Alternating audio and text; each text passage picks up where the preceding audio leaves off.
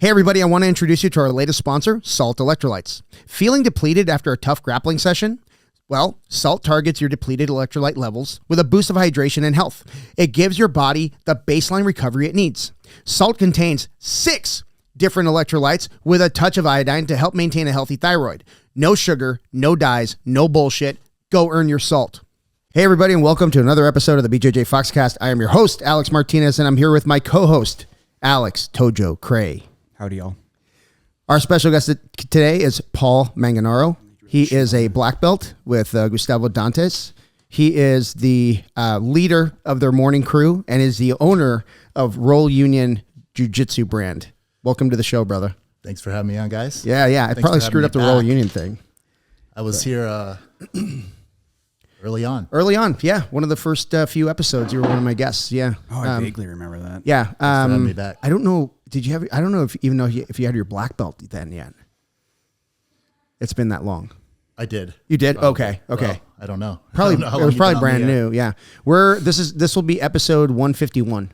What's that in years? Congrats. We started this in 22. Has it been that long?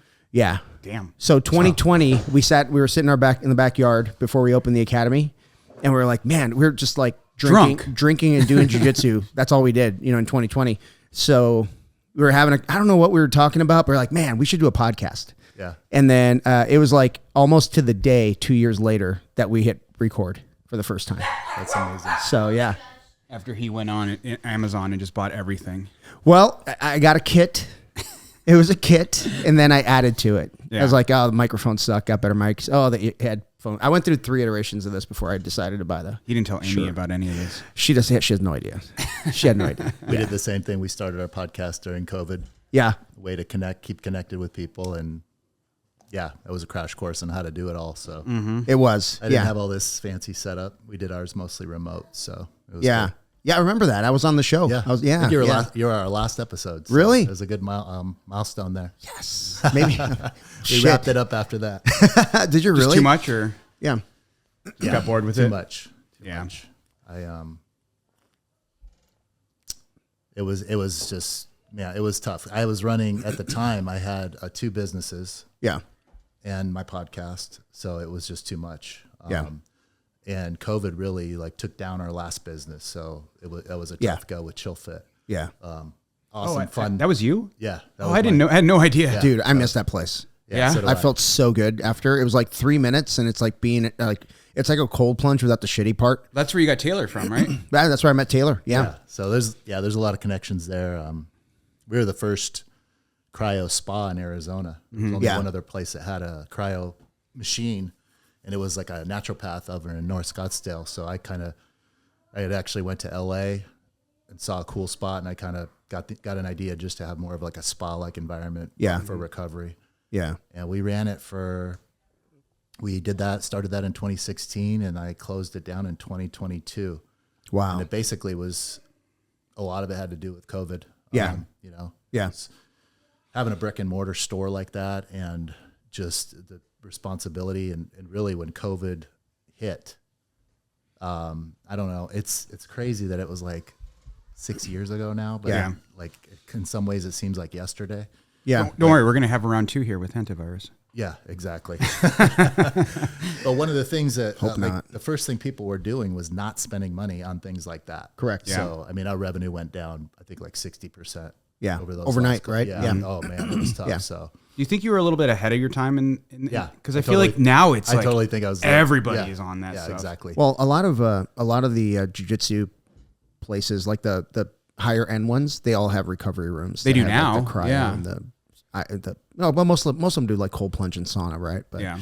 Like even like EOS Fitness is like, almost all of them have cold plunges at least, right? Yeah. What I loved about the cryo was like, it's literally like cold plunge without the shitty part. Getting out of the cold plunge and, showering up, drying off, all that stuff, man. Air cold is different than water cold for sure. For sure. Is that not plugged in?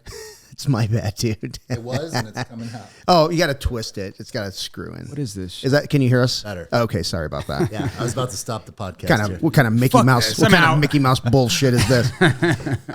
It's literally Mickey Mouse under this. We just put a sticker there. Kind of is, yeah. But yeah, that's how. Actually, when I was when I promoted Taylor to blue belt, I talked about that. It's like, I was doing cryotherapy, and it's like right when you're about to break, like you're just like, get me the hell out of this thing. It's over, right? Right. Yeah, you're right when you're at that point. And then I said, Taylor used to just like stand there and talk to me.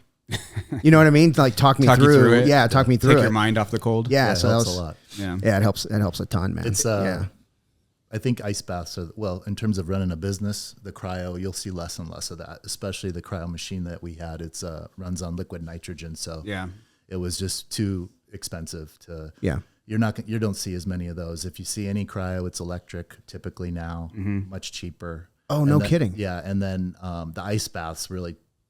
If people are willing to do an ice bath in terms of a business, it's so much cheaper. Yeah, it is. Yeah. Oh, absolutely. To have just ice tanks, So the overhead for our business was a lot because I had to buy very expensive machinery to start. And it was amazing. It was a good run.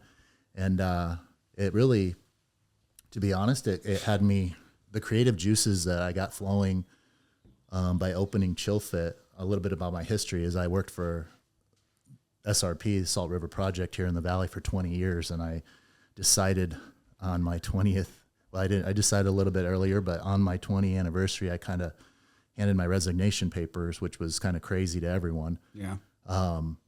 Just because I had been there so long. And I'd been there since a young man, since I was 21 years old. And I've always wanted to do some entrepreneurial stuff. Yeah.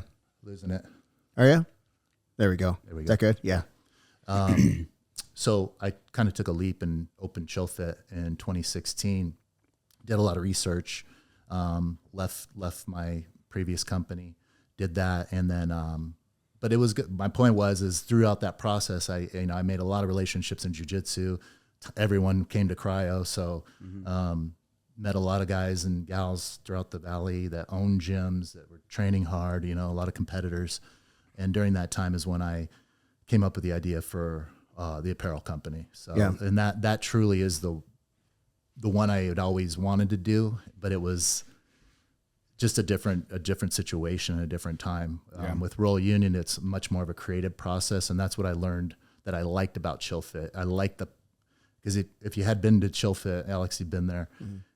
I designed that entire place. So I literally built the furniture in there. So part of it was the customization of the place is what in developing the business is what I love the most. Yeah. Being there every day, all day long, doing treatments on people, it was my least favorite thing about it. The grind. Yep. The grind. Yep. So and especially because, and you can attest if you have a gym, having a brick and mortar place that's open, and we were open 7 days a week at Chill Fit, it's tough. You don't have many days off. No. And so with Roll Union, it's an online business. I can run it at my own pace. I do. So after I closed down Chill Fit, I ended up going back to SRP. So I have a full-time career also. So I don't want to get it twisted when people listen to this. Sometimes they say, "Oh, this guy's got this successful apparel brand," but it's a grind. That's my side job that I keep going, because it's my passion. But I still work just like everybody. I'm always, I'm working constantly. So there's no easy, that's one thing being about, an entrepreneur, a business owner, an academy owner, there's no easy route. Yeah. And it is a grind for sure. So I couldn't imagine the brick and mortar thing, because it's kind of like an ever moving target. Like every year or whenever your lease is up, you have to like renegotiate. Maybe I'm moving. That would just drive me nuts. And landlords are notorious for just going dark until the last minute. Yeah. And what are you going to do? Leave overnight? You know what I mean? And then they hit you with a price and you're like, I guess, Yeah. But kind of got you, right? Yeah. Especially with a gym. I could imagine with a jiu-jitsu academy, because especially now they're everywhere. So you don't imagine having to pick up and move a significant distance away, first of all. Yeah. I mean, so then they kind of got you. They do. Yeah. They got you. They know what businesses want to stay there and want to be very long-term. So yeah, I mean, it's in your best interest to hit up some long-term contracts, but they're not willing to do that sometimes. So right. Yeah. It's tough. Well, what helped us was we took the risk of opening during COVID. So that building had sat empty. Those two suites had sat empty for a while, and there was no. Are you talking about the first one or the one now? The one now. Okay. So there was no real the outlook was not good. It was everything was just so uncertain. And so when we came in, we're like, hey, we'll rent it for 3 years. They gave us a smoking deal.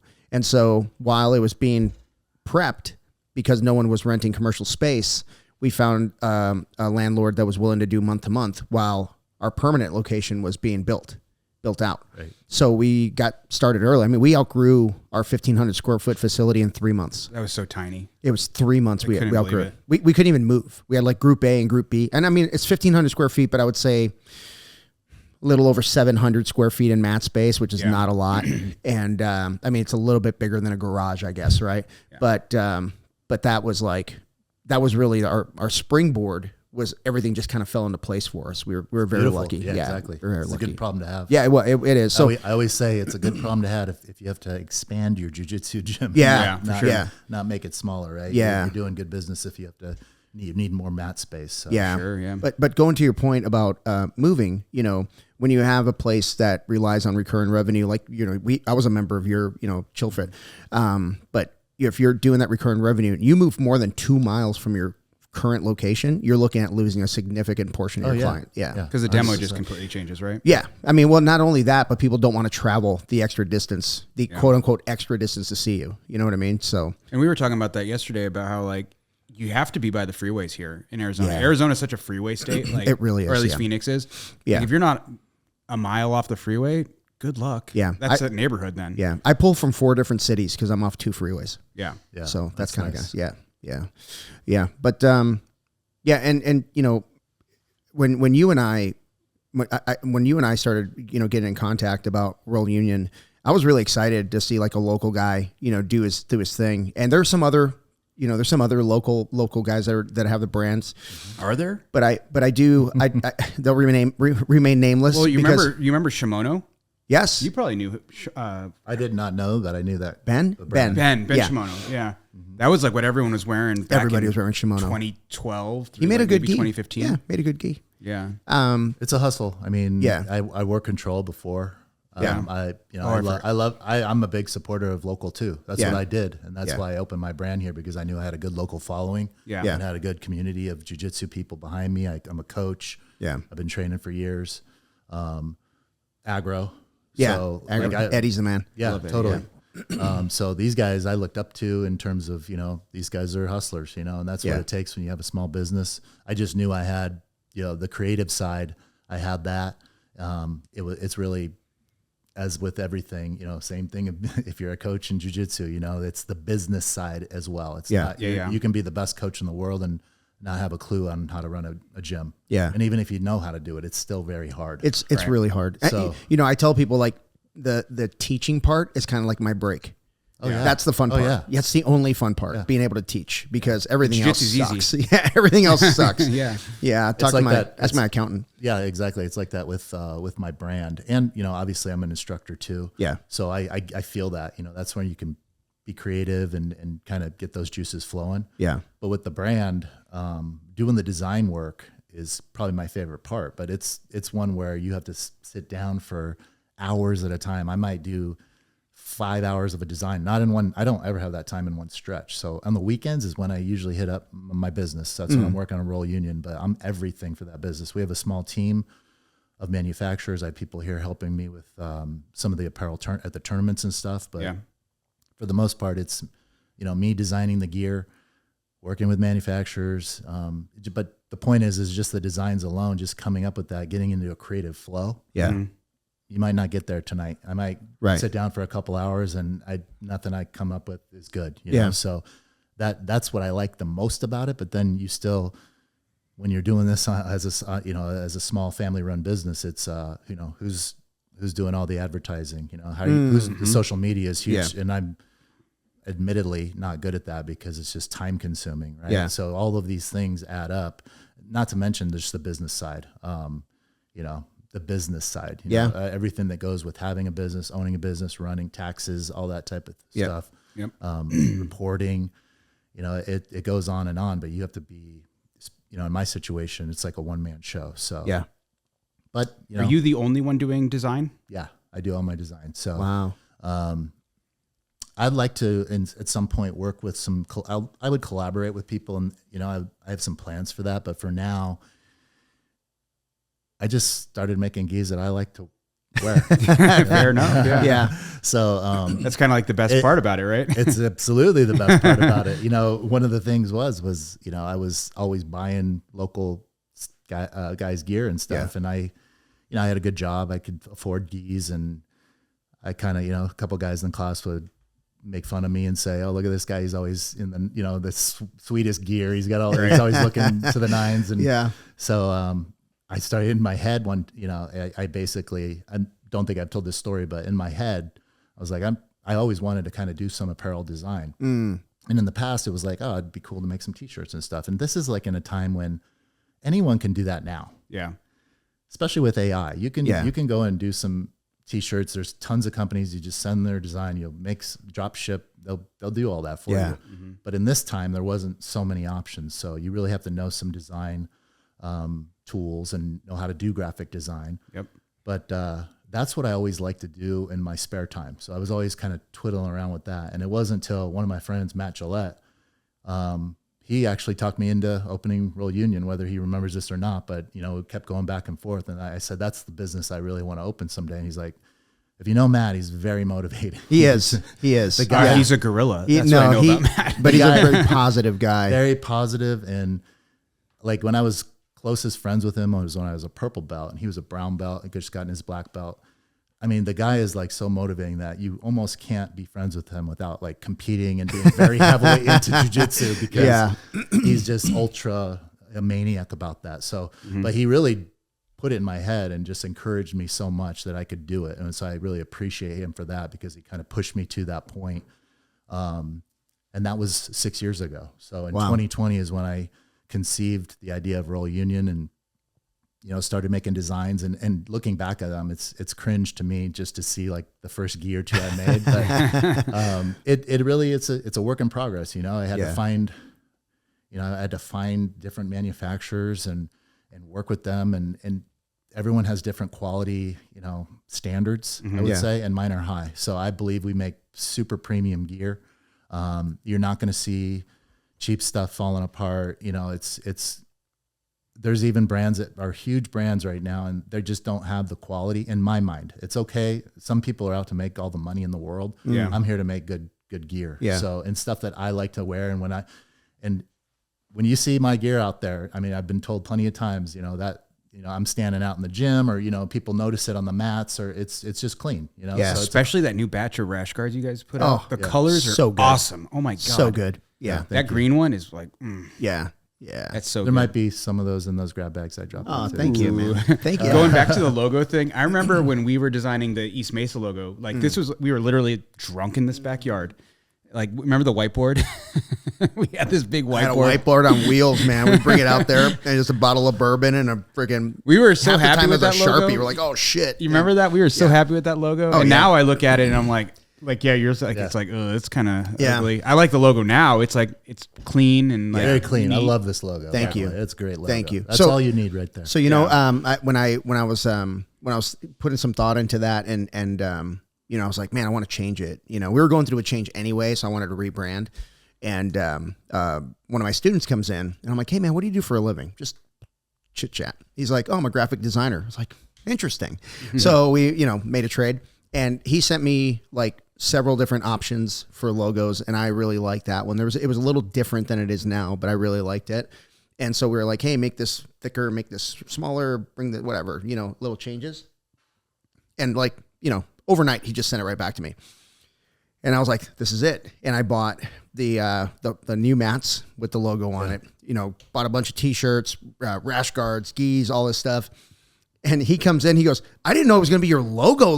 he goes, I was just screwing around. I thought you were making a t-shirt. Yeah. It looks excellent. I love it. Yeah. So I'm a big fan thank of the you. new logo yeah. for sure. So I told him, I was like, I want something to look bold, but not badass. I don't want a fucking dog on it or a shark, nothing like that. So you mean two bulldogs? Yeah, nothing like that. Yeah. Whose logo is that? Nah, I'm not going to talk about that. No, but the other thing, going back to what you were saying about quality stuff is like, if like what I tell my students when they ask about your stuff, I'm going to, I tell them it's all high quality. It's not like a starter gi. It's a good gi, but if anything goes wrong, like you're going to make it right. Yeah. Period. Yeah. You know what I mean? And A lot of people don't. You know what I mean? And I don't vouch for everybody. Yeah. You know, because I can't. Exactly. Yeah. I mean, that's a big piece of it, but also I can tell you, I know how these are being made. Yeah. And, you know, there's good stuff and not, and I can tell what manufacturer's using what, you know, there's gis that are similar to mine in the style and you know, the cloth they're using and the thickness and the quality. Some of those gis are $200+ right now. Yeah. You know? So you're also, I want to make an affordable gi. You know, obviously I need to make money, but it's hard to find that price point. You know, because there's you can go on Amazon right now and go get yourself a gi that's going to work. And probably haven't looked lately, but $100, less than $100. Dude, probably. less. Yeah. $85, something like that. Yeah. So that's okay. You know, so these aren't for everyone, but you know, if you want to have a little, if it's like any piece of apparel, if you like the style and that's what you're going to be drawn to. And so, not everybody's going to like it, but the ones that do, they come back, and it's really just like any business. I'm just building up clientele, and it's obviously amazing and rewarding to see my stuff on the biggest stage and have people wearing it and appreciating, you know, the gear itself. So it didn't come easy. We talked a little bit before the podcast, but it's a huge process. Yeah. What's that like finding manufacturers? Because my understanding is that like they're kind of all Pakistan for the most part, and then you're finding a guy who like can find a manufacturing shop basically or whatever. How does that work? Yeah, like textiles is big business in India and Pakistan. Huge. Like I think they're the leaders in the world in making just apparel for the world. Right. You know, they make gis in Brazil. They make gis in China. You can get them. You could source things out of there. But yeah, I mean, in Pakistan, if you're in jiu-jitsu, you've probably gotten 1 million inquiries from a Pakistan manufacturer. Oh my gosh. It's literally a meme. Every day. Yes. Every day. That is because it's a huge industry there. So they have many manufacturing facilities, and these guys are hustlers, and they go and they know it's like anything. There's a need for this over here. Let's connect with BJJ, you know, so I don't fault, that's the way of life, and they want to do a good job. The problem is in that line of work and on my side, I'm not looking for a one-time thing. Yeah. You know, so I have to start building relationships. So the persons that I work with over there, I have a couple manufacturers, and they have literally cleaned up their entire, in my opinion, they make better things because of the way I've driven them to make my gear.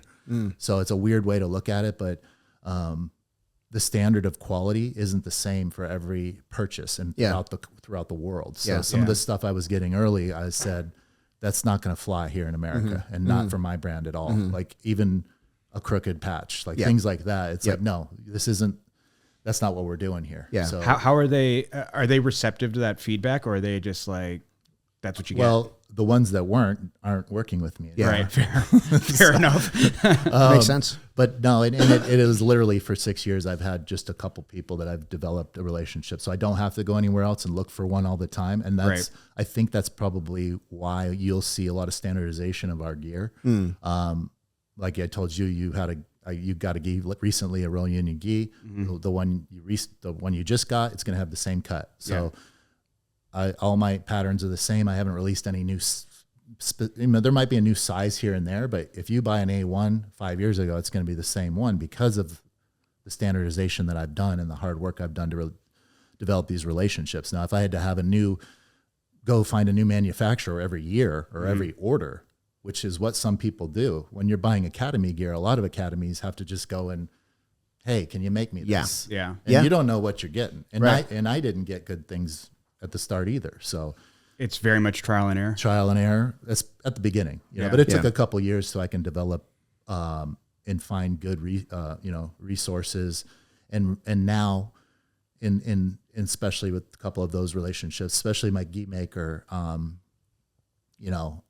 they know. So it's much more of a project because I can put more trust into them, and they know exactly what I want and the style and the quality, and so it's a cool thing because at the beginning it was never like that. I would, I would have to dictate every single piece of the gi, like stitching, like this has to be here, and it's over back and forth, drawing it up, sending, it's a lot the of width work. of the sleeve, everything. And all that. Yeah. And imagine the hardest thing, and this is why you'll see, in my opinion, why you see a lot of apparel companies don't sell gis. I shouldn't say a lot. There are apparel companies that stick to rash guards because gis is a whole nother animal. Yeah. Because now think of how many sizings of gis you have. Mm-hmm. All the sleeves are different for every size, A1, 2, 3, 4, 2L, 3, Right.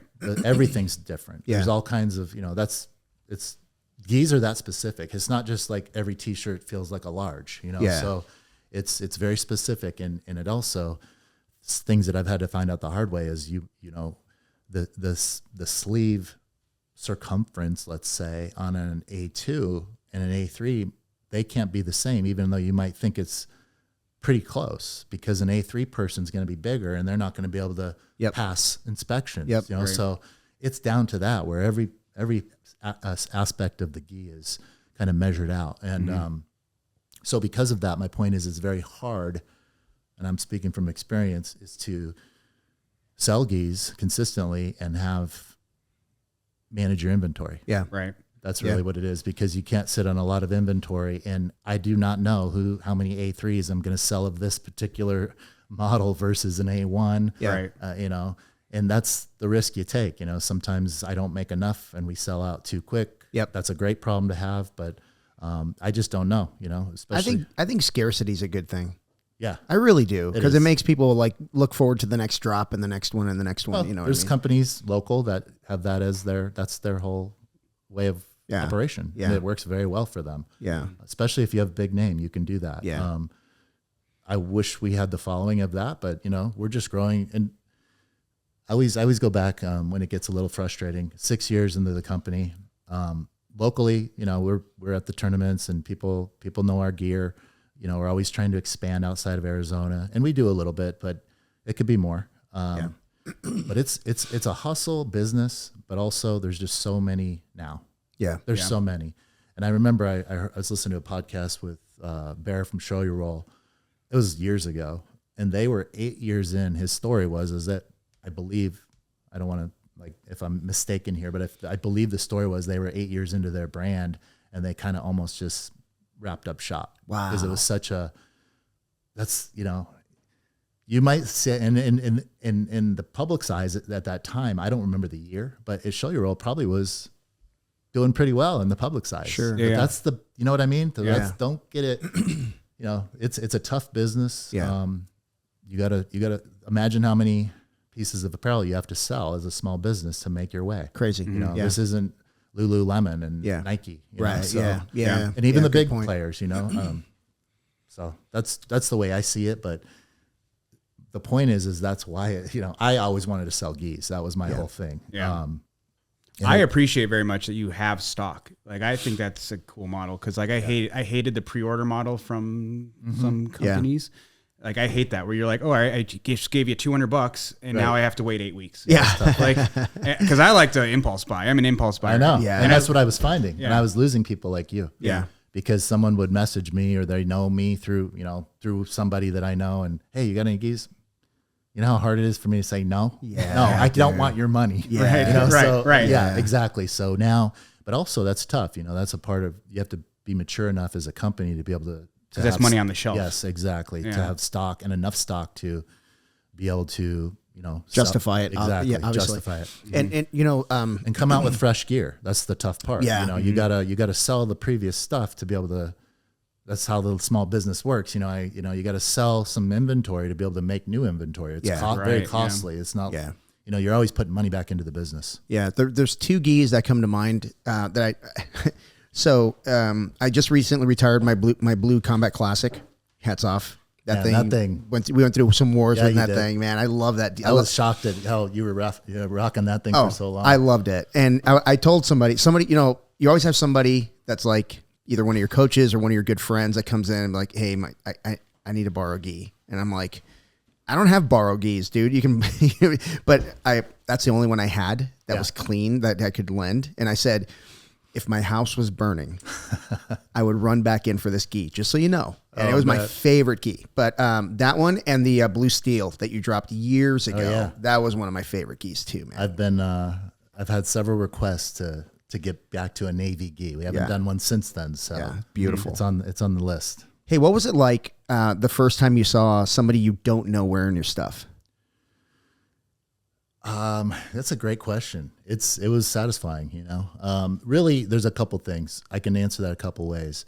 Probably the first time was when I started going to some local tournaments and I would just see one out there. Yeah. And it's always, do I know that person? Yeah. Because I see plenty of them with people I know. Sure. Because a lot of my students wear my gear. So, you know, they support me. They like the gear. So of course I see it. It's in my classes every day. So in my mind, it's like, oh yeah, we're killing it, you know, but those are my friends, you know, they supported me. So, and I totally appreciate that. But when you start seeing it in the public, and really recently now, since we've been throwing up our pop-up shop at the AZBJJL tournaments for going on 4 years now. I believe 2022 is when we first did it. That's brought a lot of eyes to the gis, and people buy them there. It's a nice way to have a shop without having a brick and mortar. Yeah. I mean, it's almost out of the question. I could never have just a store. Yeah. You know, even the stores that I know one brand, it's the biggest one in jiu-jitsu that has a store in LA. Really? But yeah, I don't know of any stores. I mean, it's a lot. That's what I'm saying. The margins are slim. Yeah. You know, these none of these gi makers are making millions of dollars like that. That's it's just not where we're at in this sport. Yeah. Now there might be some like Fuji or something that's been around and they've been making, you know, they're well, they got their hands in a lot of different things. They go way back too. Totally different. Yeah. But it's cool now because you go to we're at the tournaments, but I mean, now you go to the tournament and there's a lot of people wearing it and I have no idea who these people are. So they're buying them either online or at the tournament.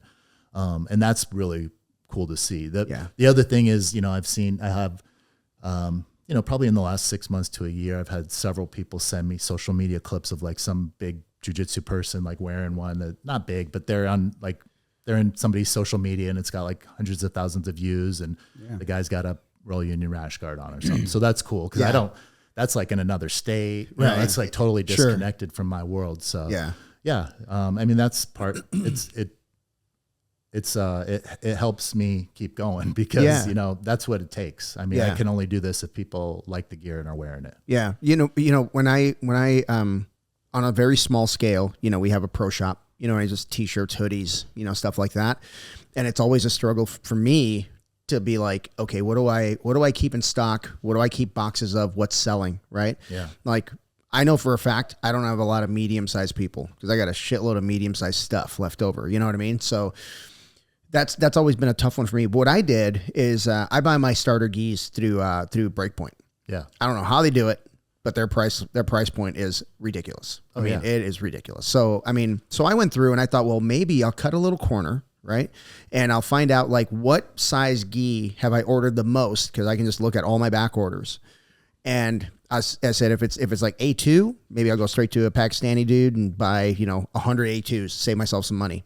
You know, I was within 3 to 5 gis of every single size. It wasn't even worth going through all the process myself of all the headache. I was like, it's not worth it. Dude, it was like, I ordered hundreds of gis through them. And they were all every size was within 3 to 5 gis of each other. Isn't that wild? Like just perfect. I was like, this can't be right. But it was, you know, the A5 was the only anomaly, but there weren't a lot of A5s that I purchased. That was the only anomaly. Yeah. Right. Yeah. Yeah, wild. I mean that's who's making your academy gis, right? Yeah, that's what you're talking about. Yeah, my starter gis. They're on a different level in terms of production. Yeah, so they have a much bigger. It's that's a company that they specialize in that, so they're making a lot of volume. Yeah. For a lot of gyms. Yeah, so their costs are going to go down. Yep. Like I could never do something like that. You know. Yeah, we do some custom collaborations. Obviously, we've done some stuff together, but yeah, we got to do another one this year. It's gotta. Yeah, I mean, it's got to work for both sides to me because I could make things cheaper, but then we wouldn't make any money at all. Right. So, you know, so it's just business, you know, it depends. Every business is different. It depends on the situation, you know, and I'm not afraid to say we're a small independent company. Yeah. That's what we rep ourselves as. And that's okay. And yeah. There plenty of apparel companies in different sports that do the same and are very successcul in their own mind. You know, I don't need to be a millionaire. Yeah. I mean, that's not why I'm doing this. So, well, you know, in my former life, I did sales for you know, commercial AC, And a lot of the projects that I ran, I use the term very loosely, but I was a GC basically, right? I'd get the concrete guy, I get the piping guy, the electrician, all that stuff, and I'd coordinate everything. And in, almost 20 years of doing that, I never asked anybody to do anything for free.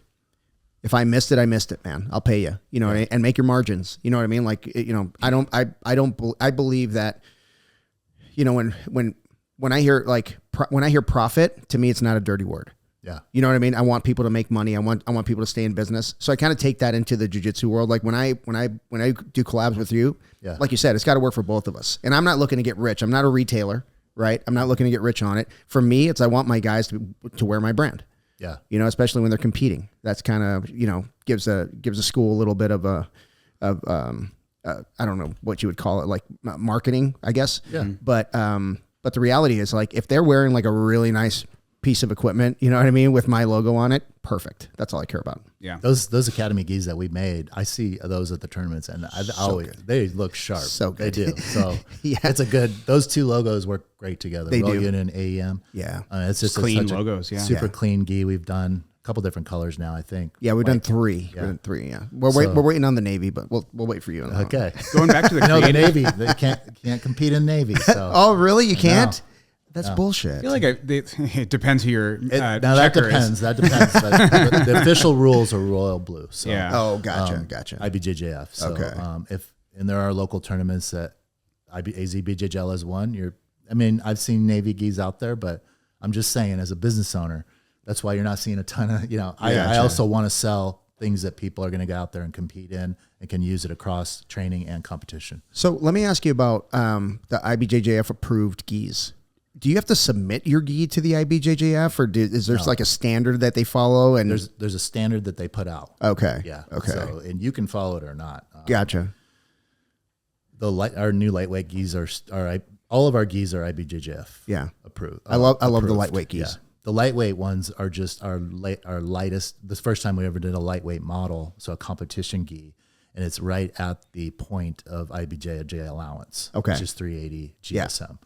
Yeah. It used to be much less. So even the gis, a lot of the lightweight gis that you would have seen a few years ago before IBJJF made that rule were maybe in the 325 range. Maybe that doesn't mean a lot to you, but like our regular roll union gis are about 450 GSM. So it's a thread count. Yeah. And then the lightweight, you've worn that, so you can see how that one's a little lighter. The jacket is lighter. They used to allow even lighter gis, and some of the lightweight ones you might have had from other brands in the past were lighter than that. But IBJJF put that limit, the lower limit of 380. So now that's what I see is a lot of gi manufacturers are moving to that as their minimum. Yeah. I have seen others that will go below that, and then you just have to know. But jiu-jitsu competitors are terrible about reading the rules. 100%. Yeah. Let's just start by saying that. It's 100%. Yeah. Our lightweight gi is 380. So one of the things we've been doing now is we put the GSM numbering and for the pants and the jacket on the tag itself. Smart. Yeah. So which we never really did before, but allegedly we're going to start checking that. And that's a good way for you to just show that this is compliant. Obviously, this is an IBJJF. I don't think the local tournaments are going to give you too much hassle about that, but there's a lot of rules with IBJJF came out with was a couple of years now, but that was probably the biggest one. They don't even check. Have they ever checked anything on you? No. Well, I mean, I never wore anything that was like on the limit. I've seen people wear those like the hyper lights, like the like that are super, super light. Those things got to be 300, 250. Probably less than 300. Yeah, I think it was super light. I think it was Kings that made one that was like, it was like gi pant material. It's like ripstop. They do. Yeah. There's was like companies that have thin. those. Yeah. Yeah. I couldn't even imagine rolling in a ripstop gi. They look so uncomfortable. So my buddy, Scott Burr, he owns a company called Black Market Kimonos, but he travels so much. He goes like from Ohio to LA and everything in between, doing seminars and videoing, and he's a writer too, so he's doing some books with people. But he takes that one, like that ripstop one. That's basically what because it it is. fits because it's so small, right? And that's kind of selling point. Like if you travel a bunch and you just need a small gi to take with you, that's the one for sure. So that's pretty cool. I mean, if you fold it up right, they all fit. Yeah, but me, dude, They all fit. dude, That's such a shit excuse. I always bring like way too many gis, man. Like Yeah. when I used to travel for work, I'd bring like a suitcase, like I looked like I was moving, just because I had like 3 gis in it. Yeah. It's nice if you can have like a gi that you can dry. Yeah, That's the problem when you're traveling, especially if you want to get a couple of sessions in. yeah, that's tough. Yeah, You can't like I don't hang take the dry in your chance. hotel room. Like a lot of places have like a washing machine, like a hotel has Yeah. a washing machine, but like, Yikes! Yeah, you want to shrink your gi? That's tough.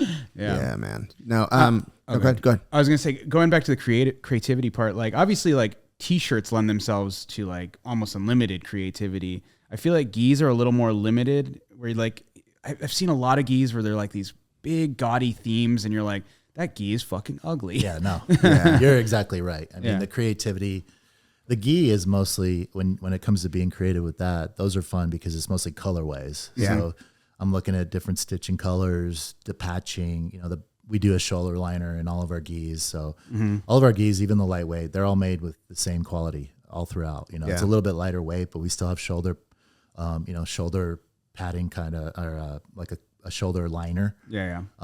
That type of thing. They're all reinforced the same, strong reinforcements in the same areas. So really it comes down to the colors, and it's not a lot, you know, it's a couple little badges here and there, you know, and that could determine whether they sell or not, believe it or not, you know? So that's one of the tricky things about gis. Now with rash guards, it's a kind of a different thing. It opens up things a little bit more. Yeah. And t-shirts, of course, it's unlimited, but you know, the problem is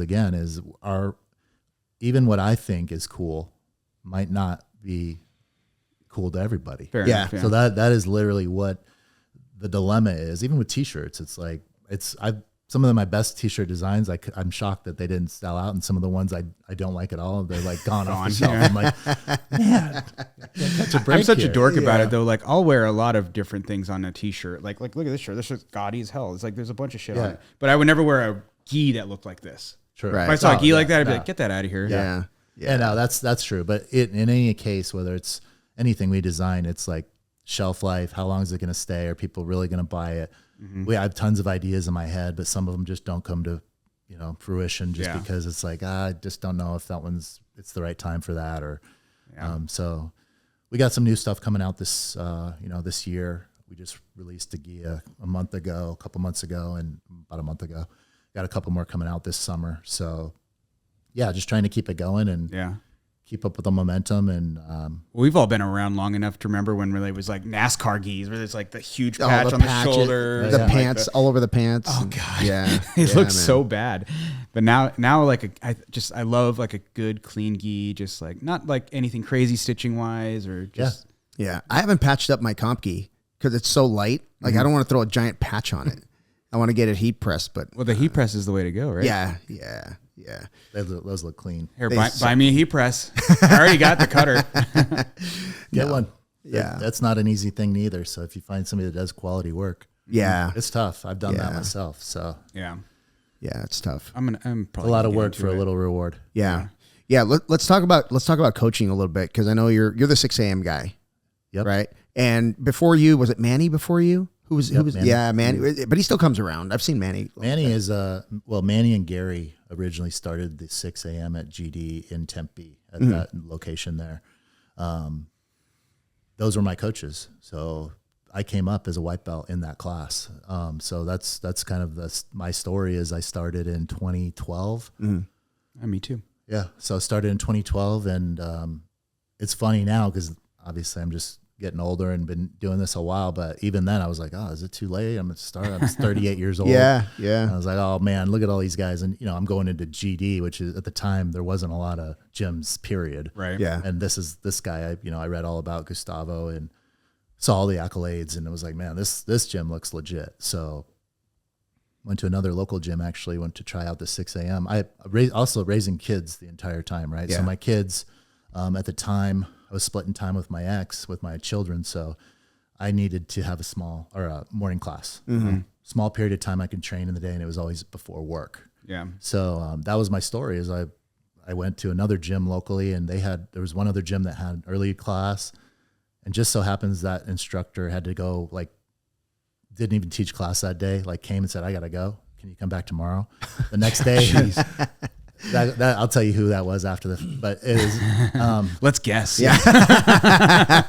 not a lot of gyms back then, but Right. it was something very innocent, but Yeah. in my mind, it was meant to be, because the next day I went to GD for a trial class with Gary Match. He was one of Gustavo's first black belts. He was teaching there at the time, and the early bird at that time, I mean, there was a couple years where it was just a couple guys, few people. I would get tons of privates with Gary, so that helped my game out a lot when I was first starting out. And that was it. And just went throughout coaching there. And when I was a brown belt, I had an opportunity to start coaching. And I took it and ran with it. And that's been several years now. Actually, I'm going on my 6th year of coaching there. Wow. So, It's awesome. yeah, it's awesome. And it's a good opportunity. You know, not everybody can get an opportunity, especially if you're not a gym owner, to coach. Yeah. You know, so I had an interest in it. And one of the things I'll always say to younger coaches or people that want to get into coaching in general is, because I've seen it done a lot, it's a long game. So if you do it right, obviously, and I don't own a gym, but I'm making relationships with all these students. So that's number one. You can take a temporary coaching job, but in jiu-jitsu, I think a successful coach is really connecting with the students. So that's tough. You're building all these relationships. And if you don't know that you really want to do that, it's going to be hard to do that. And then if you don't do it and you leave in 6 months, then everyone else is like, where's coach? Yeah. There you go. So Yeah. so it was very important to me that I put in a lot of time to determine whether I wanted to make the commitment. Yeah. I guess it's just the way I am. Yeah. Like when I commit to something, just like my business, it's not going to be like a 6 months in, I can't do this anymore. Yeah. I'm just Right. here. And really it's just laziness, Yeah. you know? So for me, I was committed to taking on this responsibility. I also felt at the time, I was rehabbing from an injury. I wasn't getting to compete at brown belt. And I was like, also with my age at the time, I said, this is going to be a great opportunity for me to get my game better immediately. Because I knew if you coached, your technique skyrockets. 100%. And that's what that's what happened to me. 1,000%. Yep. So, so I just started coaching little by little. My former coach, Gary, he gave me a couple opportunities because I had some moves that I knew and I did really well, and I would show people on the side, and he's like, man, you can coach really good. Can you want to give a lesson? So it started with just one move and then one lesson. And then next thing you know, looking back, Gary's probably like, I need to get out here. Yeah. It's like 6 a.m.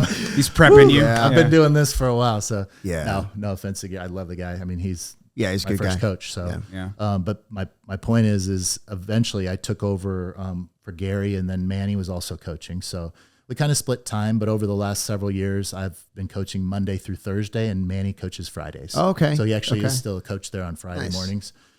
So I do Monday through Thursday, and it's been that way for several years now. And yeah, so 6:30 a.m. We do ours at 6:30. Is it all gi, or do you guys have all gi. Okay. Yeah. We tried, a few years ago, we had a Friday no-gi class, but it's just tough because it's 1 day a week. We weren't getting a lot of attendance, to be honest, Yeah. Yeah. If people are training no-gi, they're in Josh's no-gi class at night. So, it's not, so it was fun. And it was really a chance for the early morning people to do some no-gi. Yeah. Yeah. That's where it came from, because most of my students don't go train at night as well. Right. Most of them. There are some that bounce from night in the morning and do that, but Yeah. it's, and there's, the 6:30, the early morning classes at every gym. They're the crazy ones that everyone says, oh, look at these guys over here. But if you've done 6:30, you know how productive your day is after that. It's incredible. And that's why people fall in love with it. If you can do it and make the commitment, you get your workout done. Yeah. I mean, I've been doing it I did it before jiu-jitsu. So I used to strength train every single morning before gym. So, or before work. So I just know it just feels awesome. I have way more energy to do it. Now, it's slow sometimes, in your mind can be slow in the morning. Yeah. So you do have to get used to that. Yeah. But it's a jiu-jitsu class, so you get into the flow and you kind of start forgetting where the day is at. Right. Because a lot of classes are like that sometimes, it's like, oh, I'm just so engaged with jiu-jitsu. Yeah. Right? So it applies in the morning. And then, we get rounds. So, you get your heart rate up, and that's a great way to start your day. That's the way I've always done it. and I love it. So, and it's not for everybody. You know, I've seen many people come, and I'll still to this day, there'll be somebody that I know very well at the gym, and they've been at the gym for a while, and they'll come in the morning. I'm going to start coming in the morning now. And I'm like, oh, you hear that so much. Yeah. oh, like 2 classes You're later. like, okay, man. Like you've been here for 10 years. I know you're not going to come back. If I had $1 for every time, I need to go to your class. I was like, Exactly. Sure. Yeah. We're there every morning. Yeah. Yeah. I hate it. I fucking hate it. I'm not a morning person, but Yeah. like I love the people that do it. Like you Oh, said, you build these get it. relationships. Yeah. Like I hate waking up. I mean, I live like 1.5 miles away from Paul's. You're like 10 miles away, 15 miles away. You're far from Gustavo. Gotta go around that loop. It's a commitment. So, I mean, Yeah. I live in Chandler, so, and we go to Tempe to teach, but you know, a couple of those days I actually work out over by the zoo. So that's where my regular job is. So I go to work after that, you know? So, Yeah. oh, that works. yeah, a couple of days so I do far. that. So, Are there showers at G's? there are, yeah. Okay, that helps. Nice. Yeah. I guess that we have helps like a an lot. EOS Fitness or something. Yeah. That'd be tough because especially putting in 14 years now of doing early bird at that location. So I started as a white belt when 6 months into that gym. Gustavo had moved from another location into the gym it's at now, and I started 6 months later. So I feel a huge connection to the place. Yeah. And it's expanded since then. Expanded. Yep. Just many years ago, we put on a whole second room, which is our, you know, we have 2 rooms going at night. Wow. So yeah, it's great. It's a solid, you know, we're doing good. So Yeah. you know, it's like every gym. It's so interesting once you're in it so long. It's really just the community you create in each gym. You know, Yeah. there's a bigger general community, obviously in here, everywhere. You could go all the way up to the country, but then down to Arizona is a great community. The Valley here, you know, Tucson's got a huge scene, but then it goes around to your own gym, you know, and it's that community, and it's the vibe that you're building. So every gym is different. You guys probably attest. Every single gym has a different feel, a different vibe. They're running the gym the different way. They have different style classes. So, but at least we can all, what I say is speak the same language. So, that's, I think, the coolest part about jiu-jitsu is, and I can really see it now as an instructor and just seeing how I consider it a language. So if you can speak a language, you know, I always tell my students, especially new ones that are getting frustrated or in their first year, I say, you can recall these moves I've been teaching you, right? And, you know, they're still frustrated. I said, if someone comes through that door, you can walk through that door and you can see what we're doing. You can kind of speak the language.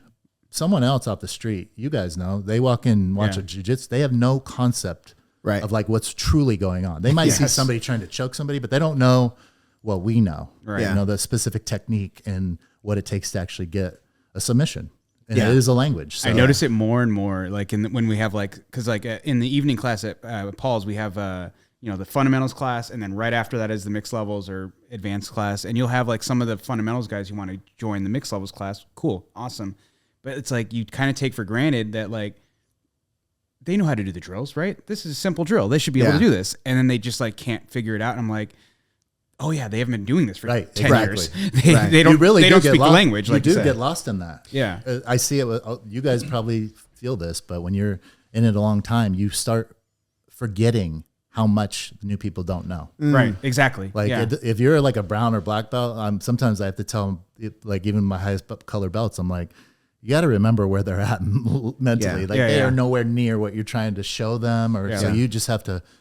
Yeah, and everyone learns differently, but it's been such a long time since we were white belts. I know basic drills like shrimping or stand-up base or whatever, break falling, anything like that. You're like, oh, I have to teach this guy this. Right. Yeah. Well, none of us knew this stuff from the beginning. But to your point about, you know, every gym has its own little culture and different ways of running it. I've had people come in with a colored belt from from another state or something that don't know what a Toriando drill is, don't know what a leg drag drill is, and you're like, whoa. I have stories. Yeah. I'm like, what the hell do you guys do for warm ups? Well, I think it's funny, like when people call stuff different things. Yes. Like the one that always comes to my mind comes to mind is the over underpass. Mm-hmm. Ramsey calls it the under overpass. Under over. And I'm like, I've always called it the over underpass. I've always heard it called the over underpass, and he calls it the under overpass. And I was like, that just sounds so weird to me. Yeah. It's just like, I'm the same. But the analogy that I use, speaking of a language, is when I was stationed in South America, I had friends, complete gringos, man, never spoke a word of Spanish. They would find like a Panamanian girlfriend and they would spend all their time with her and their families. They spoke English. They spoke Spanish fluently in 6 months.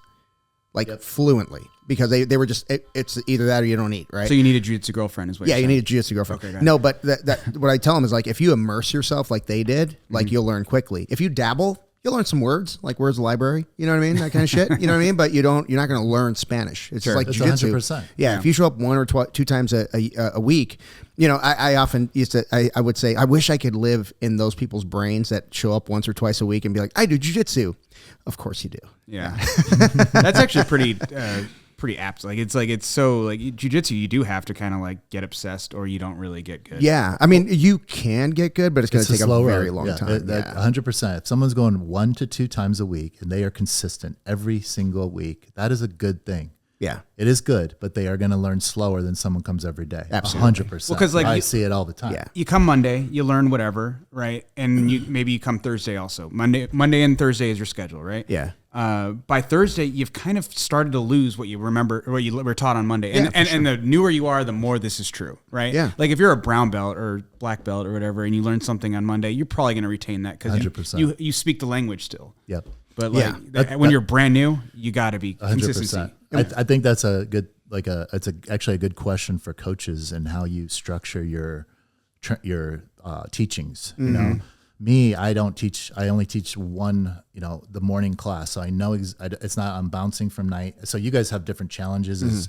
as academy owners, as coaches are coaching all over, but I don't have to worry about what the lessons are for that week for the morning, 10 a.m., 5, and so when you have, at our gym, we have different coaches coaching some of that. You know? Josh is coaching multiple layers of that. So he has a whole, he might be teaching the same thing at 10 a.m. as he teaches at 5. I don't know. Probably sometimes he does. Probably sometimes he doesn't. Yeah. That's the tricky thing. Then you have all these students in all these classes. So I can only speak for myself, but if I'm planning out, it's to your point, if I'm planning out a lesson, and every gym does this differently too. Like, what are you teaching? Are you doing like one thing for a week? Are you doing escapes this week? Are you doing De La Riva guard for 2 weeks? Is it a month?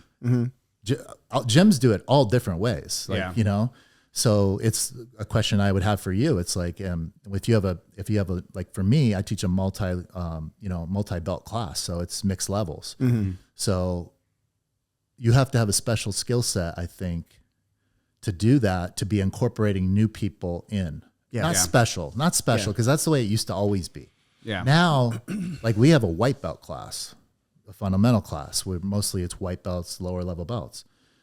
Now we have a kind of a structured community for those people. So they're always learning those things. If you're teaching like a mixed level, which is what we probably all came up with when Paul's teaching you, it's everyone. Yeah. Yep. One of the challenges is that when you have a new white belt coming in, it's a question for you. How do you get them on board when you're already, you're waist deep in deep half guard, and it's literally one of my core memories. My first week of training jiu-jitsu, we were doing X guard. It's like that should never be a brand new person's first guard is X guard. Exactly. I came in for Berimbolo. Yeah. That was my first day. I'm like, what the fuck are we And you doing? were a fat fuck back then. I was fat too, man. I was looking around, I was like, I'm never going to be able to do this. Like, I got a belly, you know what I mean? But kind of to that point, like I think your school does this really well, where everyone is on more or less, not like necessarily the same exact techniques, but the same topic. Yeah, same topic or whatever it is. So if you come in the morning, you're going to learn the same topic as in the afternoon or evening. And now I give the coaches a lot of autonomy. Like, hey, do you study what you want to study, but we're going to do this. And sometimes we're pretty vague about it. Sometimes I'll say, hey, we're going to do, open guard pass. Yeah. Now some people will be like, oh, well, I want to teach a spider lasso, blah, blah, blah, and pass. I'm like, okay, so are you ready to teach spider lasso? Fuck no. Okay. So, keep it simple. Start in headquarters, and everybody from bottom can do headquarters. Yeah. And then you can start your half guard pass from there. Yeah. But as far as so I always tell the new guys, if they show up 3 weeks, into X guard, you're 3 weeks into X guard, you're going to come in, your eyes are going to cross. You're like, what the hell is this? But I always give them the same speech. I'm like, hey, we started a new curriculum pretty much every month. Okay. You came in really late. Just go with it. And then when we start the next curriculum, it's going to be as simple as this is your grip. Yeah. You know, this is your hand position. And they're like, oh, okay. And then I said, and then we build on that throughout the month. And then we start a new curriculum, you know, after that. Which is why consistency is key. It's so key. And it takes a long time to learn all that, to do it that way. But that's the right way to do it. Yeah. Because it's also, when are they learning an arm bar? If they're, you know, Correct. Yeah. even in your situation, you're having, and that's what I do too. If I'm teaching flat half or something for the next 2 weeks, or a good example is single leg X. To your point, I was showing single leg X, and I have a student that's been there for about 6 months, super athletic guy. I mean, just crushing in the gym, crushing guys. Like he is I think he was a football player, like 28 years old, like stud, you know, and he's just killing it. Been there every single day. So to that point, the guy is retained. I'm speechless right now. He literally retains everything. Yeah. So he's just one of these sponges. Yeah. So he's like super advanced for being only 6 months in, but still wild. Yeah. I'll be honest. Like he's a handful to roll with, and everyone's like, oh my God. But it's because he's been there every day. He's also athletic. But my point, going back to the point, he came in, learned single leg X. I was on single leg X for a couple of weeks. So that's when he started. So he didn't even get the basic, hey, this is a closed guard, nothing. Right. Like a closed guard arm bar, you know? Yeah. So he started, but the funny story is like maybe a month or two he had been training. I had somebody, one of the purple belts came from the night class, one of my good friends, and he rolled within the first round. And after the round, he's like, what is this new guy with the single leg X? It's like all he knows. It's literally, and he goes, I asked him, he goes, well, that's all I know right now. And he's like, but he like pulled the single leg X and like threw on a footlock right away. And my friend was like, what the? That's like, what are you cool, teaching? That's impressive. He'll hook me one more time. Impressive. He'll hook me one more time, see what happens. Yeah, it was impressive. I find that like it's so easy for like evening instructors in general compared to like the auxiliary classes like 6 a.m. or like any of the midday classes 10 a.m. 11 a.m. noon, whatever your school has, because like those have to be just strictly mixed levels classes. You can't have, or you can, I guess, depending on your locale, but like generally it's mixed levels. Yeah. There's no like fundies at 6 a.m. and then that doesn't happen. But in the evening you can have that. So you can have a class dedicated for a brand new guy. Absolutely. Here's closed guard, how to do closed guard. But in mixed levels, like you kind of have to like, I don't know if you have the same problem. Like in it's not really a problem. But like my morning class, it's like there's pretty much no white belts anymore. Like because they've all because the people who decide that are 6 a.m. guys just stick around, right? And they've all promoted up, and now they're all like purple belts, brown belts, black belts, and that's pretty much all the morning classes. And then every once in a while, we'll have like a couple of like white belts come in, and you're like, well, shit. This mixed levels that was like, you know, almost an advanced level class is now having to get a little dumbed down a little bit. That's kind of where I was going with is that's a tough thing when you're teaching mixed levels, but that's the way it used to always be done. I mean, you have to bring on new people and bring them into the fold, and they either learn or they don't come back. Right. So I take some extra effort in those because I think we need to have a lot of white belts in the morning. I'm always preaching it. Yeah. We're not going to have anyone to train with eventually if we don't. Yeah. And when they're there, we have to make sure that we're developing them and not scaring them away. So it's a big part of my class is that everyone in class is helpful and very supportive. That's the environment I've created. And that's one of the biggest things I'm proud of because it's very hard to commit to an early bird class just to go to one and go get up and do all that. So it takes a special, I'm not saying they're any better than anyone, but it is a special mentality to be able to do that year after year after year. Yeah. So it's anytime a white belt comes in, I probably know the percentages of whether I'll see them for very long. Some people surprise me completely, you know, but I'm always trying to, you know, in terms of the technique, and that guy's a good case. At some point, I probably in the next week or two will try to spend some one-on-one time with him during a round or something, and really just give him a crash course on especially if it's a brand new person. Sure. These are the legs. We try to get past the legs. You know? We're in closed guard. Now we're in side control. Now we're on mount. Like just very basic. Some people don't even understand what the point is of all of this. Right. So, but in that guy's case, you know, I probably pulled him aside and started showing some basic arm bars, or maybe the next couple classes, maybe I wouldn't do this before, but now that I have some white belts, we're going to warm up with basic arm bars from the guard, triangles, like very basic. Let people have 5-10 minutes to do whatever, incorporate something that if it was all so on the fly. And I didn't always do this, but as you guys know, once you start coaching, you can kind of get that feel. Yeah. Sometimes I'll go in and change what I was going to do because I have a certain set of people in there. Got to read the room. Exactly. Yeah. I mean, I'm pretty lucky in my morning class because like I said, everyone's pretty tenured at this point, and everyone is like, not everyone, but for the most part, everyone is like really open to mentoring, which helps as a coach. It helps tremendous. Infinitely. Like it's so nice when you can be like, I was talking to Alva the other morning. I was like, it's so fucking, because I was telling you we had like a couple of like completely brand new people come in, and it was like I could trust any one of these guys, any one of my regular guys to like, sit down and be like, this is how you pull guard, or this is how you close guard sweep. Yeah, exactly. Exactly. Yeah, and I always talk about like even regardless of what we're teaching, there's always a fundamental principle to it, right? Mm-hmm. And so whenever we're like, for instance, the other day we were doing like the half guard passing, and I talked about in a half guard or in any guard, it's literally built off of like hooks and frames, right? You want to frame and you want to hook. You don't want to move away from me or move towards you. And that's a really fundamental principle. And you can teach that in every guard. So when you have a new person, you start drilling that into their head. So when you start teaching them close guard, hey, this is all one big hook and frame, right? Now, when you open it, you got to develop those. Yeah. And I try to talk about those, those little concepts, those little principles of the position before we go into the meat of it. Right. Yeah. But yeah, I think another thing, sorry, my brain is going 100 miles an hour right now. But the other thing that I look at is sometimes the people that show up on Monday are not the same people that show up on Thursday. Mm-hmm. So you're almost teaching the entire thing all over again. You know what I mean? You see the rooms like no one's been here. Okay, cool. That's my biggest struggle. Yeah. I mean, that is really what it is. It's that's why I really appreciate people that are consistent, just because they're getting my full lesson. Yes. Yeah. That's the way I see it. Yeah. Because we're going to progress over the week. That's the way I teach it. Yeah. So I would rather do every week or two changing like different guards and stuff. Yep. But but that takes, I can't teach the same thing I did on Monday every single day because I'll never get down the path. We'll never get to the next thing. Exactly. Yeah.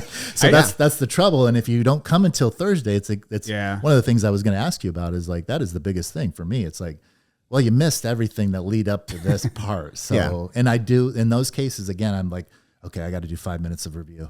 I got to just let them warm up with the review. That way those people that weren't here Monday are at least going to know what the heck it was. And but that took some skill to get to that point where you can kind of start reading the room like that. Well, I used to be so self-conscious about like I feel like I would like start something on Monday, like say whatever, half guard passing like you were saying, and I would show something very specific, and then Tuesday I would build and build and build and build, right?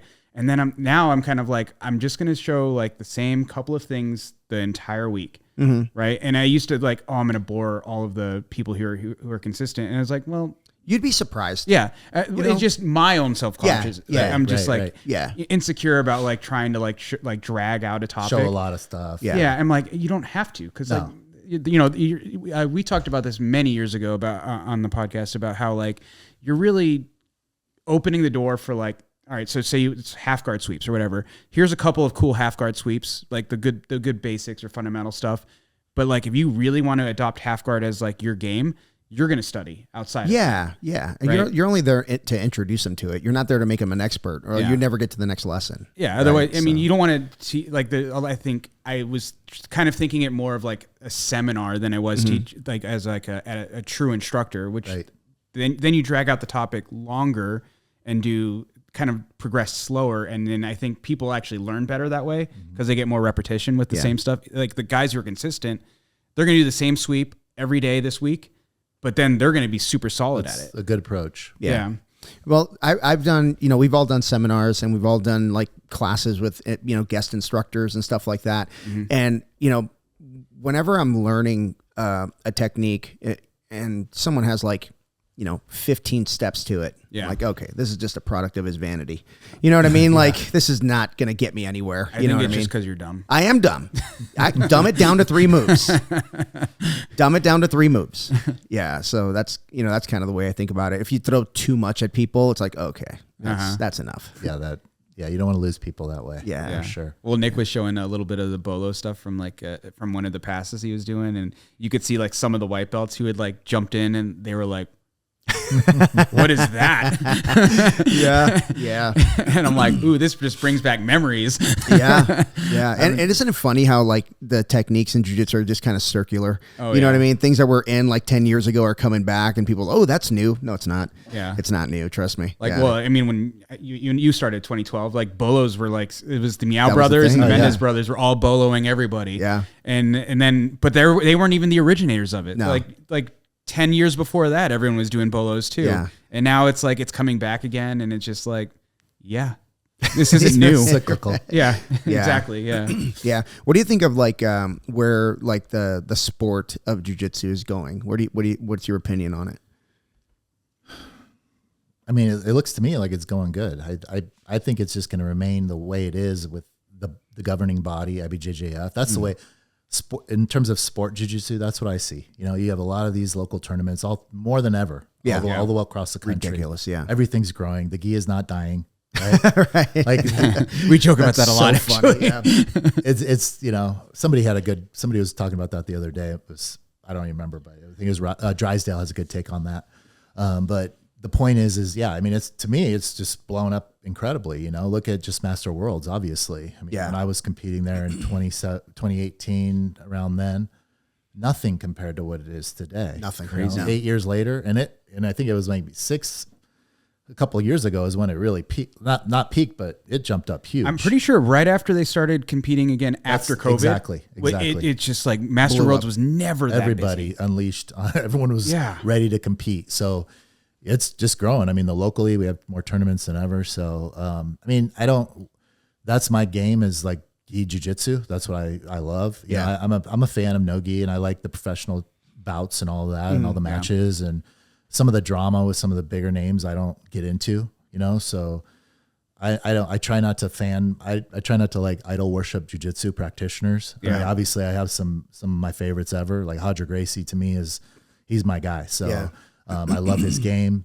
Again, it's one of these games where, I mean, if you watched his match with Buchecha, you know, he said, I knew what I was going to do in that match. So it's just knowing the fundamentals and knowing what works for you and doing it so many times that it's just so clean that people can't even see the beauty behind it all. So, so he's like my GOAT, but you know, so I love gi jiu-jitsu and I love watching it, you know, so I'm all about watching all the big tournaments, worlds and coming up and, I don't know. That's my take on it. I don't know where it's going to go from here. I don't think anybody does, you know, I don't know if it should go anywhere more, you know, part of the thing, there's always going to be people complaining that, where they don't pay the pros that are competing, you know, it's like the black belts are going to have that argument, but it's an amateur organization. Yeah. Like that's what it is. And most people are amateurs doing this. Right. It's a pretty cool thing to have as an amateur sport where you have just so much access to those competitions. Yeah. I mean, those athletes too. Yeah. Like you could train with like world-class, like you have Gustavo, right? Yeah. It's so unique that way. Yeah. So that should be something it should be cool about it. Now, obviously IBJJF comes with a lot of baggage and all that, but I mean, I don't see anyone else. Look what they've created. Yeah. Like it's the most legit jiu-jitsu organization in the world by far. So, what about the ADCC? But it started. So actually, it's a little different. when I had Gustavo on the show, he was talking about like where the IBJJF started, and it was literally going to I can't remember whose house it was, whoever's running it, like going to their house the night before the competition and weighing in. Like there was a line, you know, outside of his house, people weighing in the backyard. Yeah, and you know, shortly after the second competition, I believe it was. You know, they started talking about we're going to have multiple tournaments on multiple continents at the same time, and everybody laughed at them. Yeah, crazy. Think about that, dude. That's a bold statement for a person. You can compete every single weekend with IBJJF 100%. if you had the money and the means. Like it's insane. Yeah. So they're doing well. Yeah, and good on them, man. And you know, another thing that Gustavo talked about was you know, if you follow surfing, not every professional surfer makes a ton of money. Right. You know what I mean? It's like, you know, whoever can market themselves the best and, you know, has, you know, good sponsorships and stuff like that. It's kind of what it always has been about. Yeah. Especially jiu-jitsu. I mean, that has to be your game, is marketing yourself and being basically a sports celebrity of some sort or social media star. You Yeah. know? Yeah.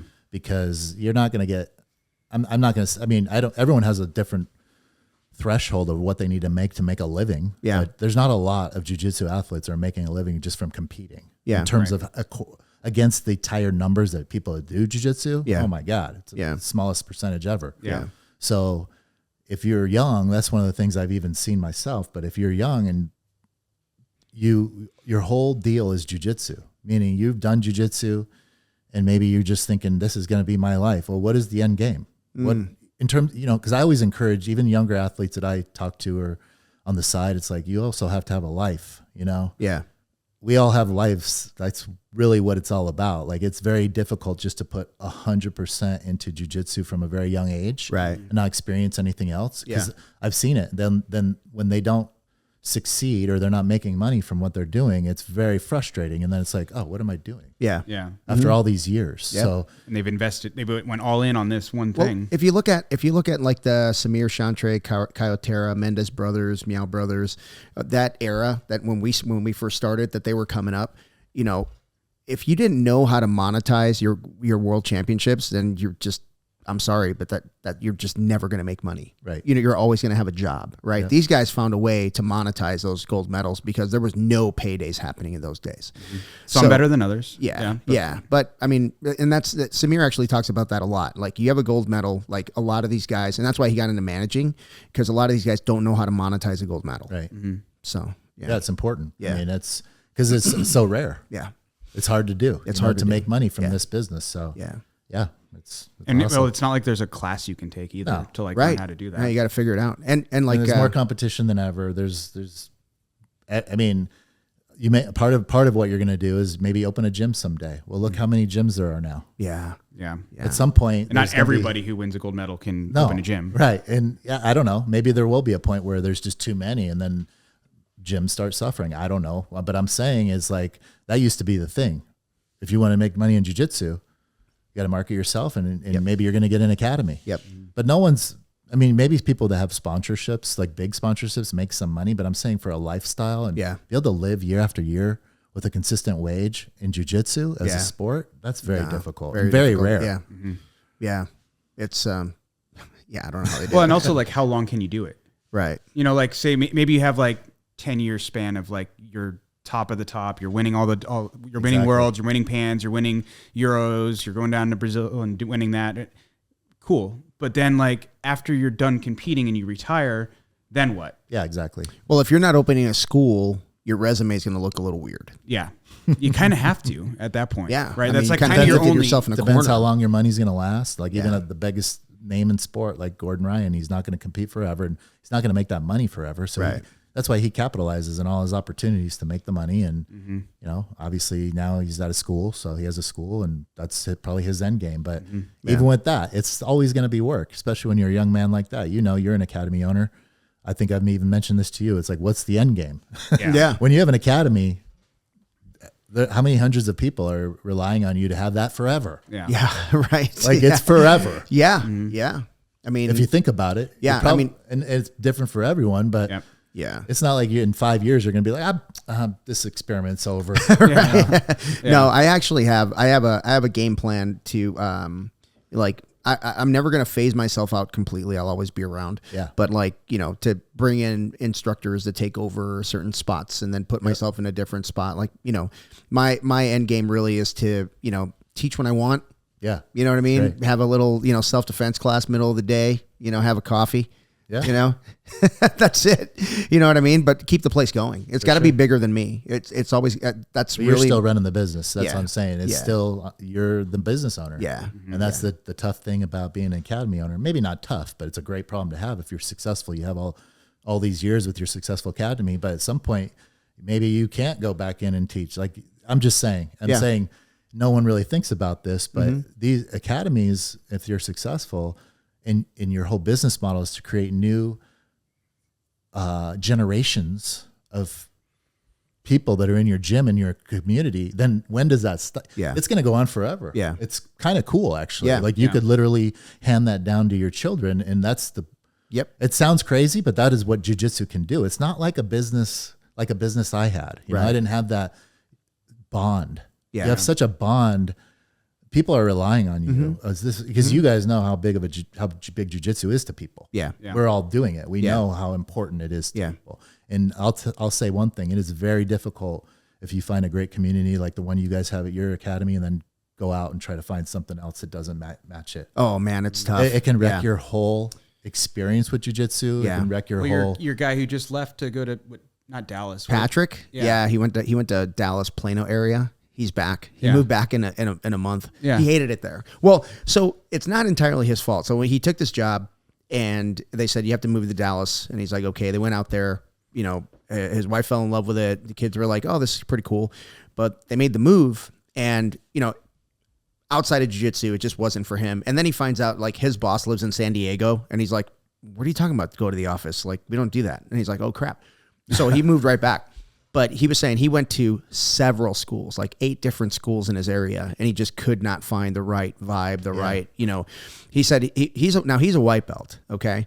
And he says he was like, Coach, I was just rolling like how I roll, and I got talked to at the end of the class, like, hey, we don't roll like that. Yeah. And it's like he's like, roll like what? Hard, yeah. It was very different. It was very different. I think we're really lucky in Phoenix. I mean, outside of like, obviously like Southern California is like kind of like the mecca of jiu-jitsu in the United States. But like Phoenix is like, you go anywhere else, like even like I'm going to be in Chicago in a couple of weeks. And it's like, there's in a huge city like Chicago, like it's kind of hard still to find like a good jiu-jitsu school like there is here. Yeah. You know, a lot of them are like small, like very boutique style schools. Yeah. And it's just like not like, you can go there and you're like, as a black belt, you go there and you're like, the owner is a purple belt or something. And it's just like, oh, okay, cool. Well, there was only one spot I found. It was in Minneapolis called M Theory Jiu-Jitsu. Cool spot. Mm-hmm. And they were like old school. They were old school, like old school warm-ups and stuff like that. But old school in the fact that like I showed up with a brown belt and then they were like, oh yeah, roll with him next. And then roll with him next. And they were all putting it on me. You know what I mean? It was that, you know, dropping the business card. You're like, I'm hungover. And I love this. I loved it. And I was like, I made a poor lunch decision, but if I don't shit myself, we're going to have a good time. So, but yeah, that's kind of like, that was the only place I've been. And I've been into a lot of places in different states, but that's the only place I've been where it felt like home. It felt like Arizona. Yeah. Yeah. It really just shows how important creating community is when you have your own academy. I mean, that's literally what the whole thing is about. Yeah. If you go and the vibe's not right away, like especially if you're going to train, dropping in is one thing, but if you're going to train there consistently, that's going to be your experience. I mean, we talked about this a lot back on my podcast. There's different situations with this, with, you know, people leaving, trying to find other gyms. They don't find what they thought they really loved about jiu-jitsu. It wasn't just the jiu-jitsu, it was like a community. Yeah. That's literally what it is. So I always say, no matter where you're at, if you're not having a good time with jiu-jitsu, make sure that it's because, what is it because, you know, is it because of the teaching? Is it the vibe? And oftentimes is it the coach? You know, it's just different. So I think that's a big part of it. And I think people have options now. So a lot of options. And for you to get somebody to your academy, they might have to pass a few other academies on the road. Yeah. Mm-hmm. You better have a good vibe. That's my point. And you better be welcoming everyone. And you know, it's otherwise you're going to, you know, push people away. And really you're looking to make money. Yeah. So, I mean, kind of the point, like a good jiu-jitsu gets people through the doors. Like the community though, that you build and like the relationships are actually what get people to stay. Exactly, absolutely. 100%. So I knew we had something special going on. Like, you know, the first time you see like your students like high five each other, they'd never met before. You know what I mean? They probably wouldn't be friends otherwise, but they're high fiving and talking after class. Then people started drug exchanging addicts numbers. And cops. Just drug addicts and cops. They're just doing drugs together. No, but then you see like people exchanging phone numbers and they get into little group chats and they find out like who's training where, you know, what class they're taking that day. And then the biggest one for me is when I saw like families like hanging out at the zoo together, shit like that. You know, sending me photos. I was like, that's when you got something special going on, man. Sure. Yeah, it has. You know, being in the military, like we used to build the team outside of work. Mm-hmm. You know what I mean? Like we go hang out, you know, whatever. That's where you build the team. Yeah, that's super cool. I think it's super important. Yeah. More now than ever too. So yeah. I mean, it used to be, I felt a little easier for us because we had like leaders that, you know, that led from the front and never gave us an option. You know what I mean? Like, hey, you're competing this tournament. Like, oh, okay. And I was like, sure. You know, we'd take, like, we talked about this a lot, but like we took, 25 people to San Jose. Yeah. Just because we wanted to compete with Aries up there in the Bay Area, and we almost won that damn tournament. But Kyle Terra took it. But but that was kind of cool, man. Like all of us we're just went up there together, got like 3 or 4 Airbnbs, stuff like that. So it was fun, man. Traveling as a team is like one of the things I do miss. I do miss that a lot. It's like it's pretty much when we go to like Master Worlds, it's like you, me, or. It's the 4 of us. Yeah. It's the 4 of us. And maybe a couple of other people that are like Yeah. also just competing. But I remember like we used to do the Vegas tournaments, and it would be like cars. It'd be a caravan, like out to caravan, Vegas. and then that night it's like you're watching the Whoa, whoa, whoa. sunrise. We don't talk about that. We don't talk about that. Sorry. Anyway, the sun does rise. But yeah, and it was so funny because we used to joke with Paul Nava. We'd be like, "You're the easiest man to assassinate. You're in the same 3 places every year. When we go to Vegas, it's the same spots." But that always made it was always a good time. Yeah, it was always a good time. And then we had Dave Blau was our driver. He's Mormon, so he doesn't drink. So we would just feed him Dr. Peppers and hot dogs. Wow. He was a trooper though. He'd be out till like 3 a.m. He was our driver. Made sure we got home safe. And we couldn't afford the hot dogs because not in Vegas. He's a big boy. He is a big boy. But yeah, there was one point, I think there were like, I had a Honda Pilot. You'd be amazed how many people you can fit in that damn thing. So that thing was loaded up, and he's driving us. And I remember I can't remember what casino bar we were in, but he looked at me, and goes, "I'm done." And I look at my watch, and it's like 4 a.m. I'm like, "Oh, let's wrap it up. Let's get out of here." And you remember, you're like, "Oh, he's not drunk like us." No, he's not. Like, he's completely sober, just having the worst time. How do you treat competition now in your academy in terms of encouraging it? I have people that, I don't push it. Yeah. Like I give people the option. Like, I was never given the options. I didn't know any better, but I loved it, Yeah. But yeah, if people want to compete, I 100% support them. I kind of manage them too. Like, let's be realistic of what our expectations are, right? Like you've been training 6 months, probably not the best time to start competing. Maybe we wait for a couple tournaments. Mm-hmm. Because I started competing 6 months in, and I got the crap kicked out of me because I didn't even know the rules. Like to your point. I've been there too. Yeah. So, but then I have people who are like, if even seasoned competitors, like if they have nagging injuries and stuff like that, and they want to do Master Worlds, and I'm like, okay, we got to get healthy and do like 2 tournaments before Master Worlds. You can't go into Master Worlds as your first tournament. Yeah, exactly. You know what I mean? So, managing people, I like that part. Yep. I have no desire to try to manage like a adult competitive team. I'm not that guy. I see what Marcio Andre's doing, and it looks exhausting. I'm serious. I mean, can you imagine having that many talented kids and that many personalities? And I'm sorry, but I don't know any of them. Yeah. But I imagine there's like a prima donna or 2. You know what I mean? That he's got to manage. Or 10. Right? Or 10. It looks exhausting. And hey, all power to him, and he's doing a great job. Yeah. But it's just not my thing. Like totally. I like to see people, in their early mid 30s, maybe even 40s, come in out of shape and get themselves like, their biggest gripe is like, I had to buy a new wardrobe. Exactly. Yeah, that's to me, it's what I'm here for. That's awesome. Yeah. Yeah, we don't. We're kind of the same way. I'm kind of the same way. I don't really put. I mean, we've been doing really well in the tournaments for the last few years as a team, mm-hmm. but we don't encourage it really. Yeah. It's interesting, Yeah. People just, I guess it's the way we just approach the whole thing and how people are training at our gym, but people sign up. They like to compete. Yeah. And, I love coaching at the competitions. It's a fun part of the job. It's chaotic, but it's obviously rewarding, especially if it's someone that I've been working with specific situations. To your point, higher belts. We've been working over a course of years of competing. Yeah. You get invested in some of this, but that's a cool part of it. But I'm the same. It's like we set expectations in our gym.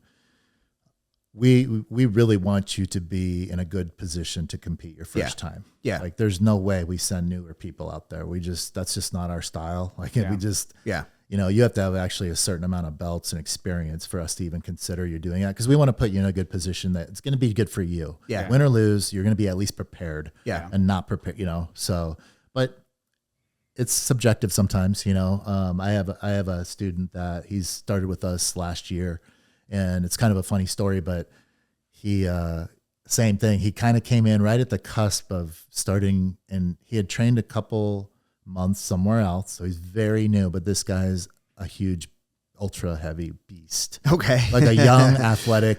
Oh gosh. I mean, I can't remember. I don't want to misquote, but my ribs hurt just thinking about it. Yeah. Huge dude. Yeah. Huge dude. Just comes in and it's like, oh, he's a problem for everyone right away. And he was very athletic, and he had been training a few months, fell in love with jiu-jitsu.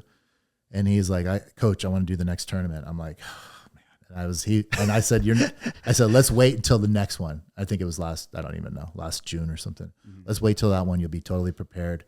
And, you know, he just kept pestering me. And finally he made I'm not going to say what he said, but he built a case for himself. And I was like, you know what? This ultra heavy is not going to get himself hurt. Right. So he's okay. And he's beating people in the gym. That's cool. I mean, he's a big dude. And he had some skill, but he did not know what a competition was about to be. Yeah. So he got out there, and some other big, exactly what I said. There's going to be somebody that's as big as you that is prepared for this moment. Yeah. At a white belt. Yeah. And that's what he ran into. Yeah. And he just wasn't, you know, he didn't have the same success that he did in the gym. But it was a good learning experience. But, you know, that was one I kind of let go. But just to say, okay, this is going to be your entry into, this is what a competition's like, buddy.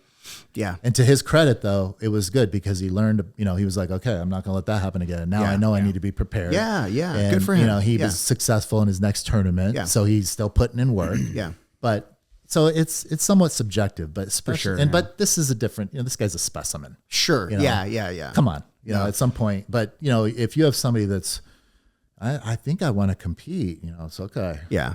We're not going to through this. We're going to make sure you say, I want to compete. Yeah. Like with some more confidence. Yeah. There, yeah. So, well, you know, when somebody comes in with that kind of question, like, hey, do you think I'm ready for a competition? I give them the same speech. I give the same speech to parents that have kids that I know are not ready to compete.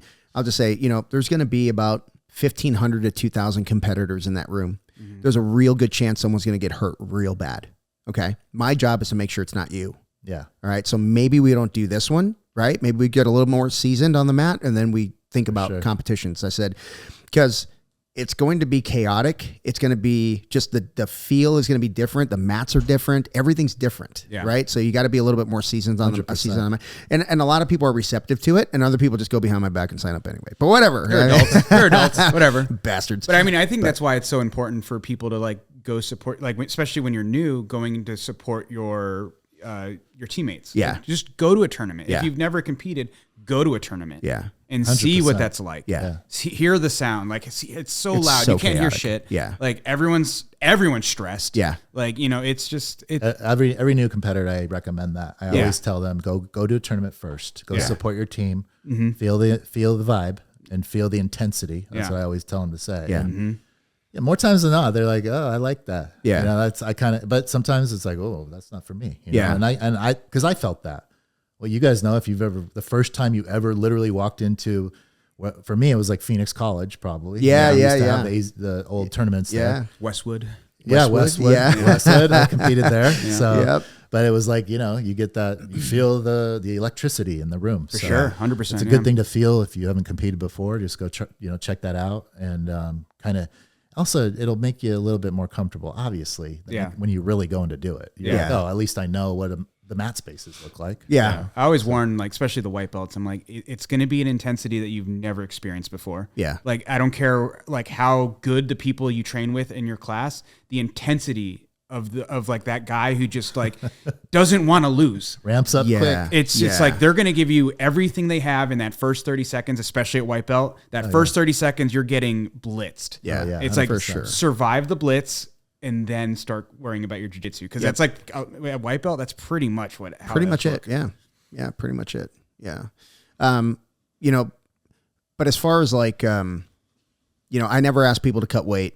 You know, like, hey, where are you now? Okay, you should probably just do this weight class, whatever 100%. It is. But the other thing I do miss, and I wish we did this, even with the people that do compete, it seems like as soon as their bracket's over, they're out the door. They're gone. Yeah. Where we were there all day. Yeah, we were there all day, and we did a giant picture on the podium at the end of the tournament. And some teams still do it. I think maybe you guys, Gustavo, no, we're terrible at that. Yeah, I will admit. Yeah, but I don't criticize because I understand. Yeah. But that is exactly what I'm going back to. It's like that was such a strong community that you had. Mm-hmm. So you can never. That can never be, forgotten because you may never get that again. Yeah. But what Paul created in that whole thing, I mean, that is unique. Even I go to every tournament now, at least AZBJJL.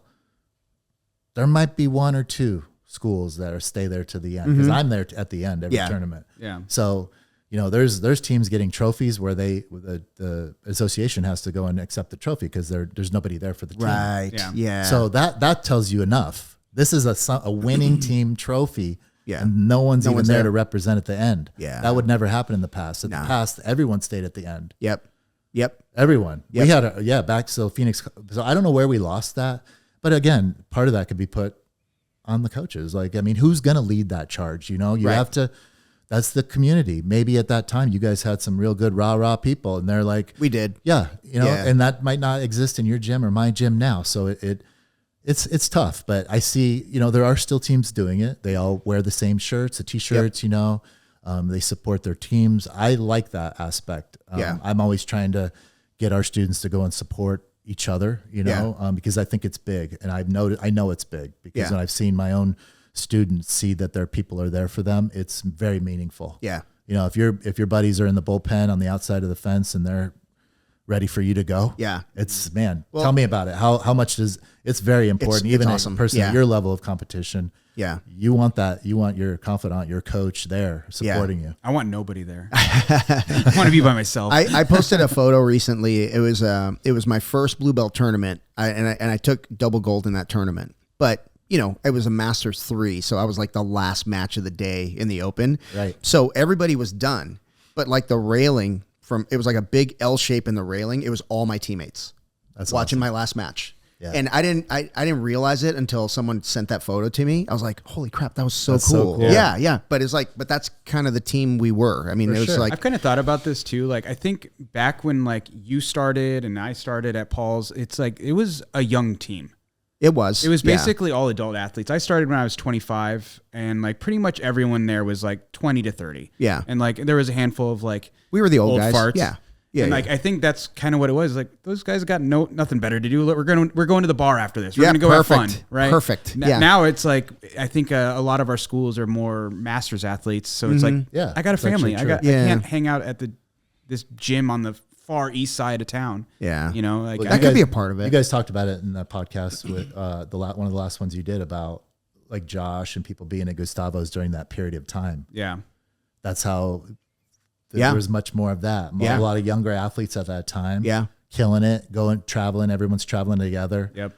I even went on one trip with those guys but I was the old guy. And I'm like, I couldn't keep this up every tournament. There's no way. I'm just dipping my toes into this world. But to your point. All you needed cocaine. Yeah. Whatever it was, I didn't have it. I went home early that night. Uh-huh. But I mean, that's, so there was a period at GD where that was the case too. Very competitive school. Yeah. We still compete, but we do have a lot of masters athletes. Mm-hmm. Yeah. During that time, you guys talked about it. We had people traveling in from all over, training with us, and of course, I was in the morning class trying to avoid those monsters that would train all those beasts that came over from everywhere. Yeah. But that was when I was competing too. But so my point was that was like my purple belt days where it was very motivating. You see Josh and all these guys, Espen coming down and training. Yeah. Especially at Gustavo's, man. You guys had just fucking crazy room. Yeah. So everybody's training at that time. Everyone's going for world championships. I'm just this old masters athlete that's like barely a purple belt, and I was like, but that was motivating to me. And why it was and why I think competition's so good is that it really kind of makes you focus on just your advancements, right? Because you can get stuck without competing, but once you start competing, it just really kind of tests yourself against others that aren't in your same room. Yeah. I see it so much. People get so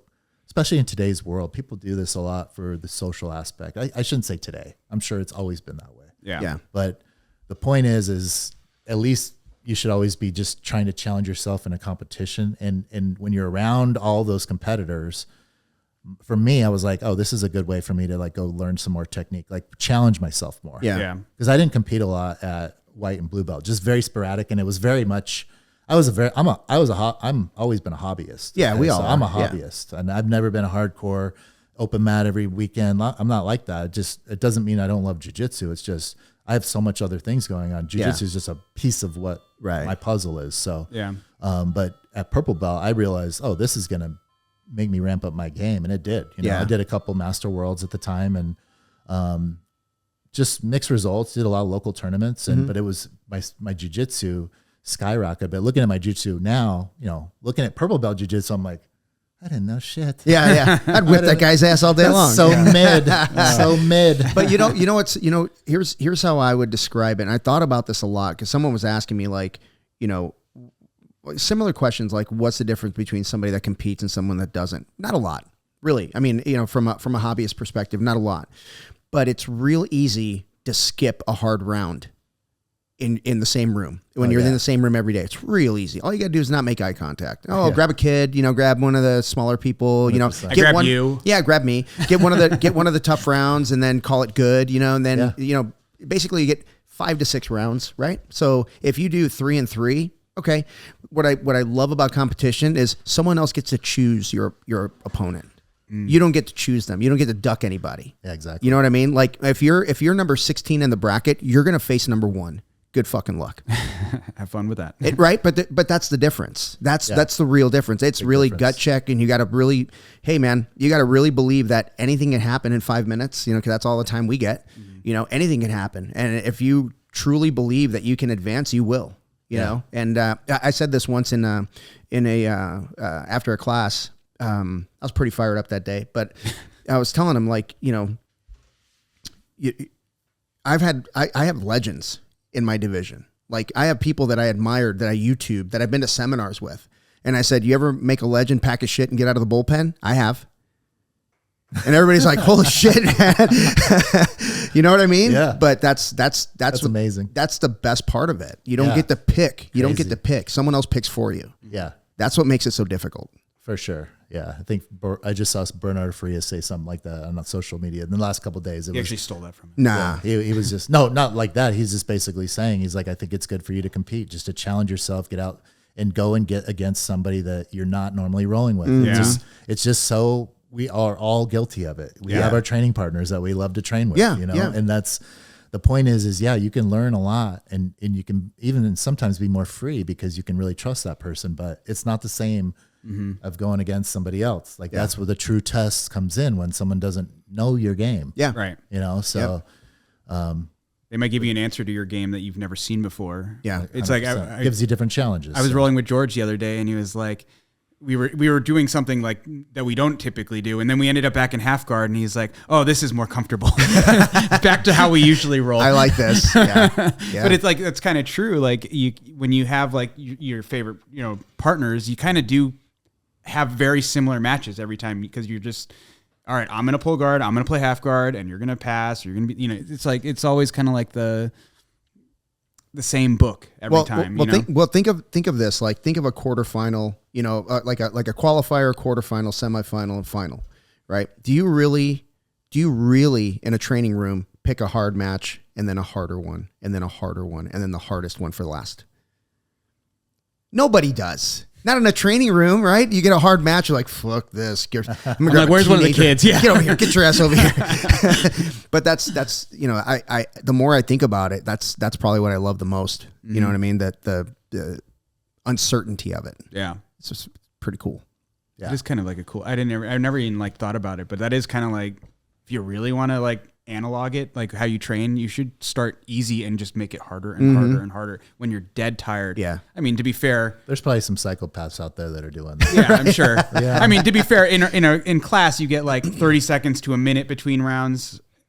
In a tournament, you have sometimes a half hour. Yeah. Like when it's the big fucking tournaments, you're like, all right, I'm cold now. Sometimes, dude, at Masters International last year, So last year I would do like a hard training session, whether it was weightlifting or jujitsu, and I would drink a 7.5 ounce Dr. Pepper after. And dude, I felt so good, like getting all that sugar. Yeah. So I go into the bullpen, and I had one with me. I go in the bullpen after my first match, and I was like, okay, that wasn't terrible. You know, it was pretty good. And it looked like I had a good 45 minutes to the next match. I'm like, ooh, I'm gonna down this Dr. Pepper, right? The fucking guy, the next guy's gonna get the what for? You're like Alex Martinez. Yeah, dude. 10 minutes later, it's still gurgling. I'm like, oh, I'm in trouble. It wasn't an issue, but damn it, man, I thought I had more time. Yeah, it was a pretty quick turnaround. You never know. No, man. Yeah. Yeah. So, I've got, 2 years ago, I didn't do a whole lot of tournaments. I might've done like 3. Last year I did 5, and this year I'm going to do another 5. So Nice. yeah, I'm pretty excited about that. Yeah. As long as the body holds up, I'll keep doing it. Yeah, that's great. That's the big challenge, I think. Yeah. I mean, the biggest issues I've had is a partially torn LCL. I have meniscus surgeries, one in each knee. Other than that, nothing really catastrophic. big deal. So. I mean, that's, not, I've seen Typical people like jiu-jitsu stuff. Yeah, typical. Yeah, not that big of a deal. Both my knees worked on. Yeah, both elbows hurt. My neck hurts, but that's okay. Yeah, it's amazing what you get used to. It's like, that's a funny inside joke that I always have with my students and friends. It's like, okay, we're just on a different level of pain all the time. Yeah. No, you should not be feeling that way, but that's normal to us. So it's like that. I'm totally like that now. I can name off several ailments, and it's like, just live with that. It's just like a quiet struggle that we all have, Yeah. I just started calling the mats. I just started calling ibuprofen vitamin I to make myself feel better. You know what I mean? It's healthy now. Yeah, it's my vitamins. That's all it is. It's in the program. It's a lot for you to manage an academy, a business, and compete and coach. Yeah. So hats off to you, because that is a tremendous amount of just the competing itself. Like, I have a lot of respect for you guys that compete, because it's, to your point, you're going out there and competing with legends, right? Mm-hmm. So you don't just go, like you told your student, you're not just going to go sign up for Master Worlds. Right. You have to have respect for the tournament and the people that are in it. Like, these guys are legends, especially at our age. You have guys that have been, like, you saw Gustavo's run last year. Yeah. It was incredible. That's who you're going to go against. You see the guy train for that. I mean, the guy was like a demon training for that. Yeah. So it's important, so it might be, say what you want about BJJF, but that is where you're going to get better gi competition.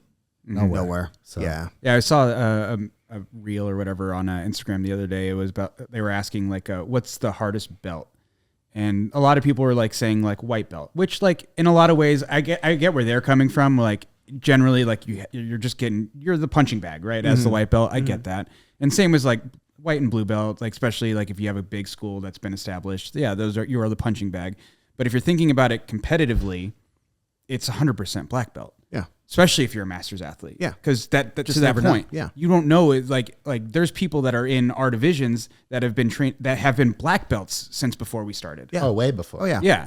It's like, it's insane. Like once you hit black belt, like it's just like you could get a guy who just got his black belt like you, or you could get a guy who's been a black belt for 15, 20 years. And it's like, it's hard to compare yourself to that guy. Yeah. That it's just, it's insane. Yeah.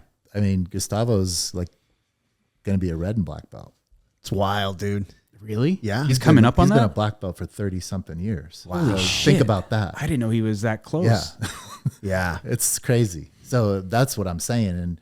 But I mean, I think he had a great run, and he showed his jiu-jitsu last year on it, honestly. For sure. He looked like a wizard out there. Yeah. But I think the guy he lost to in the finals is, maybe less experience. It doesn't, so it's any given Sunday, Yeah. The guy was super prepared too. So, but beautiful jiu-jitsu on both sides. And, but yeah, I mean, these guys, that just means I'm getting old. If Gustavo's like up at that level, I'm just like, man, I've been training a while myself. So you kind of get lost in it all, because it's our life. So. And it goes by so fast, dude. Yeah. It goes by so fast. Like, you got to cherish the moments, enjoy your teammates, Well, you were telling me the other day where I was like, I'm going to be Masters 3 next year. And you're like, I started at Masters 3. Yeah, I started at Masters 3. And I was thinking about that since you said that. I'm like, I was able to start as a young guy and like become the old guy. Yeah. Because I'll be 40 next year, or this year I'll be 40. But I started when I was 25, which is kind of like old for the young guys, I guess. That's good. That's a good age. Yeah, but it's just like, it's crazy to think starting at I mean, you started 38. Masters, 32. So. Yeah. Late 2. It can be done. Yeah, Dude, it can be done. I mean, as long as you're enjoying it, keep doing it. You know, that's kind of my thing. Like I still dig it. I love it. And staying healthy, because there's those guys who just can't not get hurt. Yeah. You know what I mean? Yeah. That's the hardest part. I have a couple guys that started at 58 in the last few years, and you know, they're doing great. You know, I mean, a couple injuries, you know, holding one of them back, but if you can stay healthy, obviously when you're getting up in age like that, when you're starting out in your 50s or even in your 40s, even harder, especially, you know, in your case, you went right into a competition scene. You know, most people are going to have to really manage their training, I would say, as well. Yes. Especially if you're in your 50s. You have to manage your rounds, make sure you're training with people that talk to your coach. Like, you shouldn't be in there with the 19-year-old wrestler that's the first day. Right.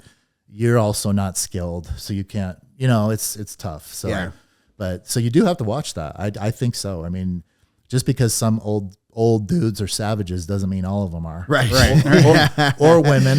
So, you know, you just have to, it's not, you know, you got to kind of see who your student is. I think that's a big part of it. And you have to kind of protect your students in that way, because whether they're smaller or less skilled or older, you know, obviously it's tough, but I've even had some older than that people ask me, can I start jiu-jitsu? I'm like, okay, let's see. You're 60 years old.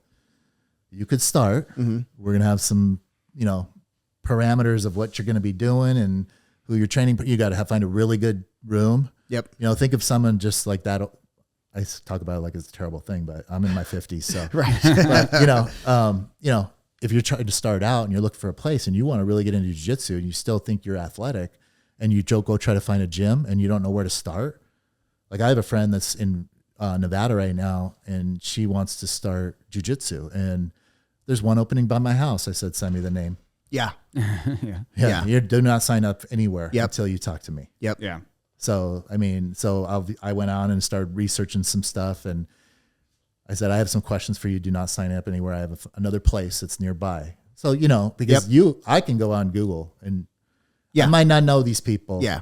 But there's certain things I know to be aware of. So, but my point is that's tough. So when think of, you know, that's why I think you have a good environment. You have a lot of you have all different walks of life, right? So anyone can come in there and you can kind of fit them in and where they need to be, because age does matter. Absolutely. 100%. So and any sport, you're going to have different abilities when you get older people. Yeah. And quite frankly, how many people love jiu-jitsu right now? There's going to be more older people doing jiu-jitsu than ever before coming up. Absolutely. Yeah. Because you're seeing it right now. No one's losing interest, especially if you're addicted to it or you're a long-term black belt where you know, like us, you see us like anyone quitting tomorrow? No.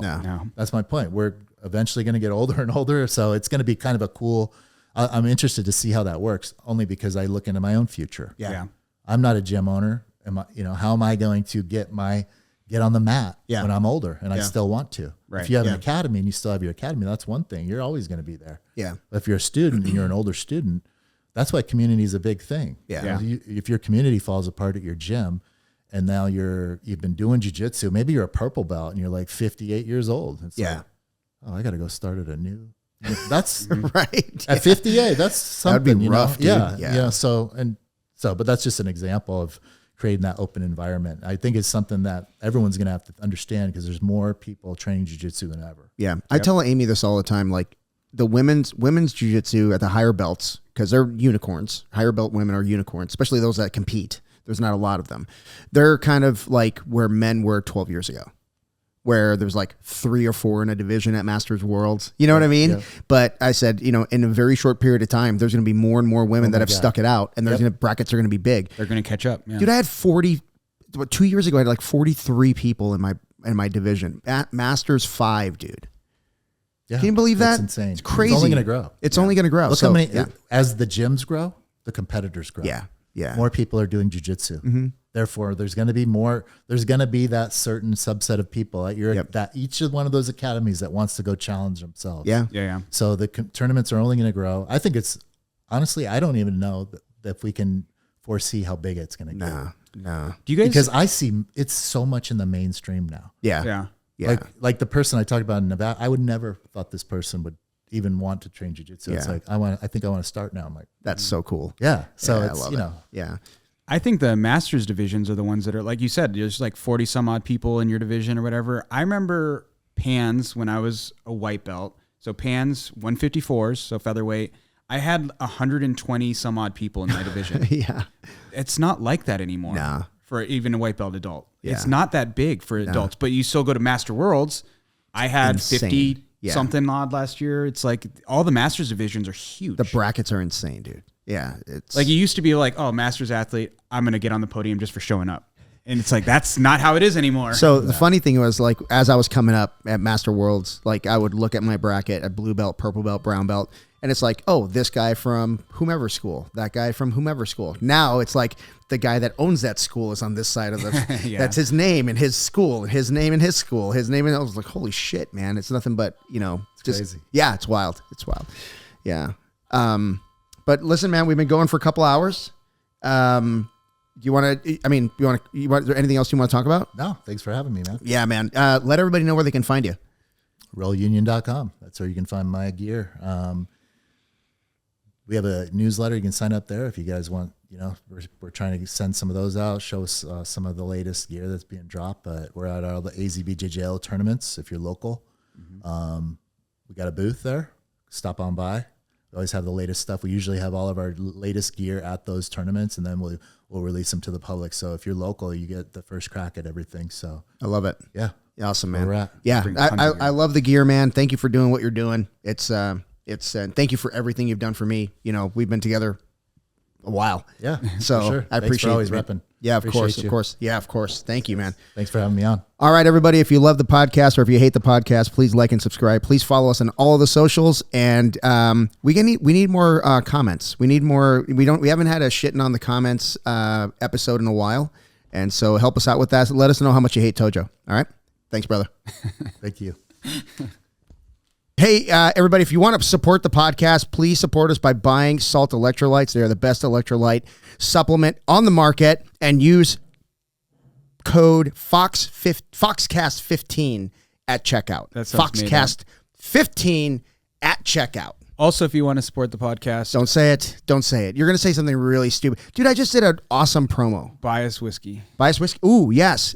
Dude, Buffalo Trace is cheap. Yeah, it's like $24. $24.